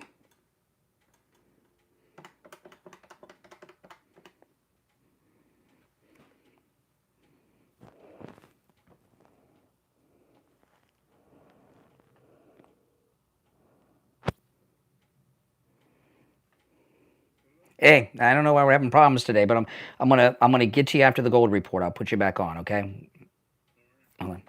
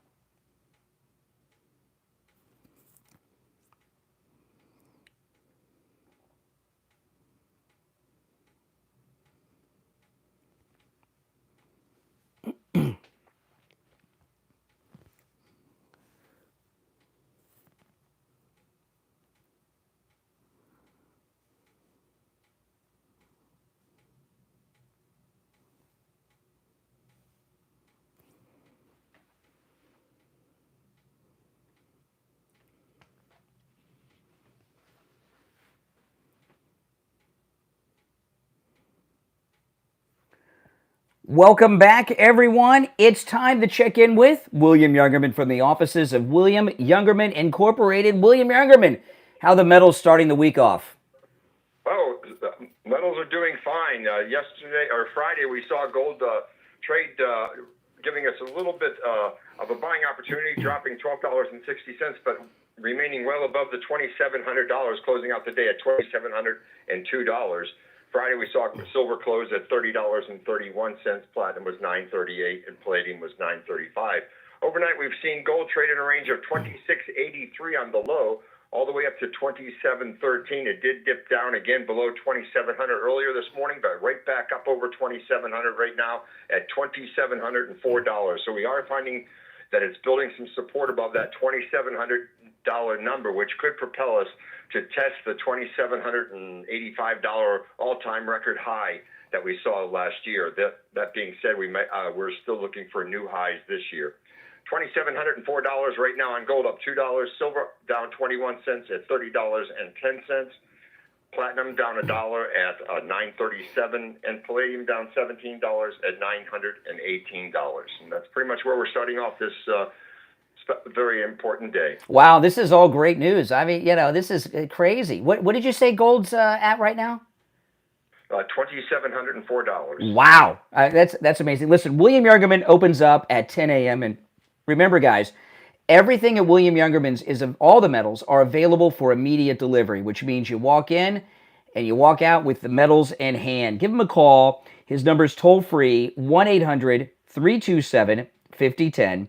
1-800-327-5010. His address is 150 East Palmetto Park Road in Boca, which is located on the first floor of the Bank of America building just east of US 1 Federal Highway on the south side of Palmetto Park Road.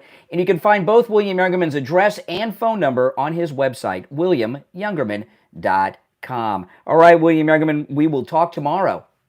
Okay, have a great day. All right, take care. All right. Sorry, Steve, we've been having some issues today, but this is an exciting day, and I think when this sinks in with you, Steve, you'll be more into what's going on here with the pardons. Perhaps. There was a caller in the last segment, though, did make there's one pardon that they're expecting, and this one would be very upsetting. And that would be if Biden pardons the cop that shot Ashley Babbitt dead. That would be upset. That would be very bad. That would be very bad. Well, I mean, you're saying we shouldn't even talk about the pardon, Steve? I don't understand what you're suggesting. I'm saying that Donald Trump has put out a very ambitious and positive agenda. 200 items, from what I understand, that there was coming out today sometime around midday. We're going to get to watch it at Wings Plus, which is going to be fun. Mm-hmm. Dining on those incredible best wings in town. And he wants, by his example, he's not being nasty to them. He's not taking shots at them, which he likes to do because he's like you and I in terms of his talk technique. He likes to be sarcastic. He likes to be funny. He likes to ridicule. He uses all those things to maximum effect. But he has taken a different stance now. He's saying we've got work to do. Let's get to do it. And all of the previous conflict is just getting in our way. Okay, so that's fine. That's fine. Okay, so I don't agree that that's what Trump is saying do, but for the discussion, because that's your position, let's say that's the way it is, right? So with this breaking news happening right now, what are we supposed to do on the program? What should we be talking about then? The path forward to the golden age? Are we not supposed to talk? I don't understand what you're suggesting we do on the air. There is, we can address the agenda when it comes out. I mean, guys, there are 200 items, some of which we've heard before, but most of it probably fresh and new. Mm-hmm. And the theme that I hear Donald Trump promoting, that I feel is more positive, is time has come to lay down our tomahawks and get along and put all that energy that we put into the negative attack that we've been. And you know me, I'm Mr. Joe Pine. I'm Mr. Negative Attack. That's how you were trained to do talk radio, but there comes a time when maybe you got to bury the hatchet. You should pardon the expression. Bury the hatch? I don't know about. Oh, now right before the break, English Gary called in, and he was praising Dr. Philip Appleton, and I got to tell you, English Gary and his wife, they've been on all our cruises. They're going on this cruise with us in March, and I've known Gary and his wife for many years. He's a great guy. He's a great guy, and when he and all the years that he's been with us. For him to go out of his way and praise Dr. Appleton the way he did is an endorsement that is such a powerful, meaningful endorsement. And, you know, Gary and his wife are very athletic people. So they, you know, and as you grow older, when you're athletic, you know, no matter what kind of shape you're in, those aches and pains, they still are coming in. You know, Dr. Appleton has rid me of pain 7 times.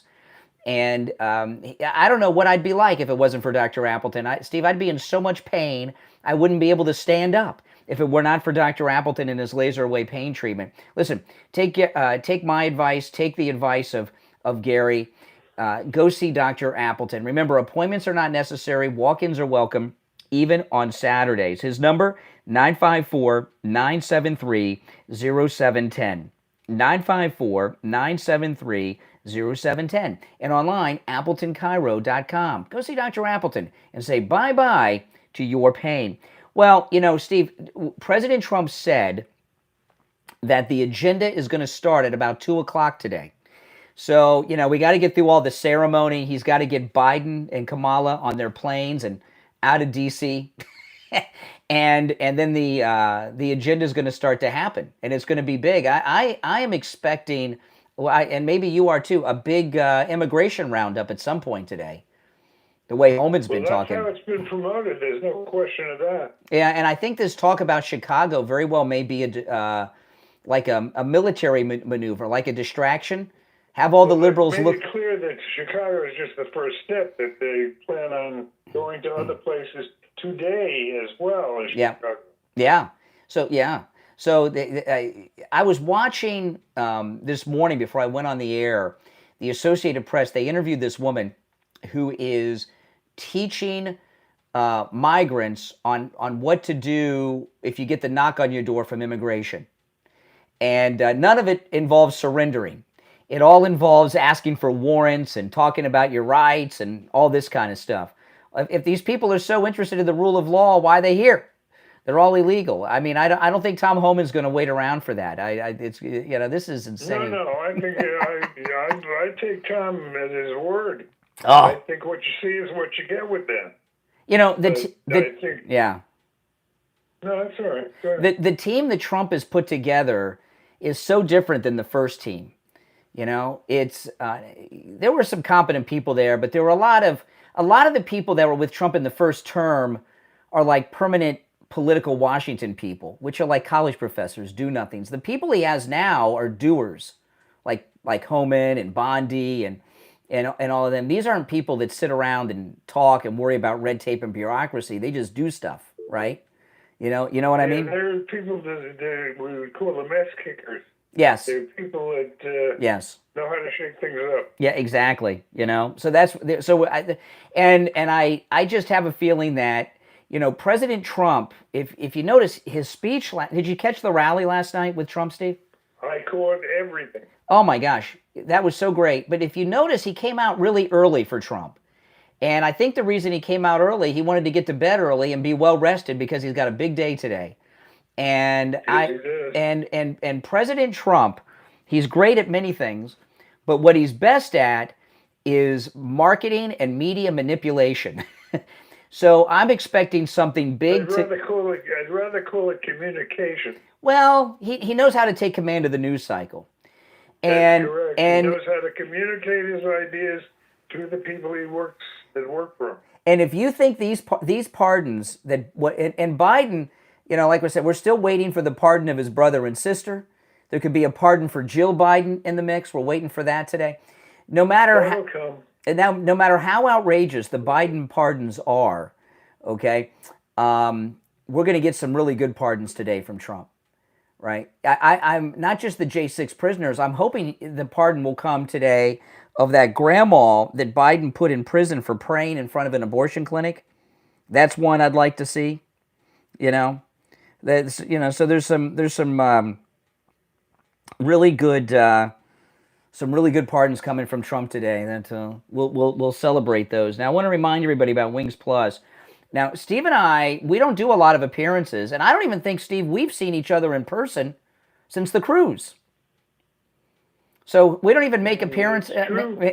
So we don't even make appearances to each. We talk on the phone all the time, but but we don't see each other that often because we're at different locations, and we do not do a lot of personal appearances, Steve and I, especially together. The cruise we do, that's a yearly thing, but if you're not on the cruise, you don't have many opportunities to see us. So come today. And not only that, we had a inauguration party for Trump's first inauguration at Wings Plus. And let me tell you, nothing is more exciting than watching Trump's inauguration with a group of your MAGA brothers and sisters, the listeners of the Steve Kane Show. You are going to have a great time. You're going to have great food, great wings. Don't miss out on the fries, by the way. When you order the wings, order a basket of fries, too. Extra crispy. Yeah, I mean, everything at Wings Plus is homemade. Nothing comes out of a can. If you get the clam chowder, it is homemade right there. Nothing comes out of a can at Wings Plus, including the delicious sauces. Everything is homemade right there. Nothing comes out of a can. It's amazing, and you'll know with every bite. The food is great. My mouth is watering. My stomach's growling, and I was eating at Wings Plus for years before. We were talking about them on the radio, but they have been with us, Steve. Wings Plus has been with us for over 15 years on the Steve Kane Show. Is that something? It's over 20. It's close. It's got to be. I'm trying to do the math in my brain. I'll have to think today, and I'll remember the first time. But the first time you had a meal there, the next day you came into the radio station with a menu. We were doing spots for them. But we're going to have a great time today. Wings Plus is the restaurant you can wear your MAGA gear to without worrying, by the way. The servers, Wings Plus has their own MAGA hats that they offer. So, so it's a very MAGA business. Wings Plus, we're at the Sample Road location in Coral Springs, is about a mile west of University Drive on the south side of Sample Road. The inauguration is noon. Steve and I will be there between 11 and 12. I've got to race to a doctor's appointment from here, and I'm going to go right from my doctor's appointment to Wings Plus. And I'll be wearing my MAGA gear, and you're all invited. And you'll get to meet some of our kooky callers, too. They always show up, and I'll point them out to you. But make sure you come up and talk to Steve and I. You know what we look like, but we don't know what you look like. Okay, guys? That's at noontime for President Trump's inauguration. All right, it's the Steve Kane Show. I'm Brian Craig. Steve Kane has been here. We'll see you at Wings Plus at noon and back on the radio tomorrow at 6 a.m. Thanks for listening, everybody. God bless Donald Trump. All right, I'll see you at noon, Steve. Take care, everyone. See you at Wings Plus.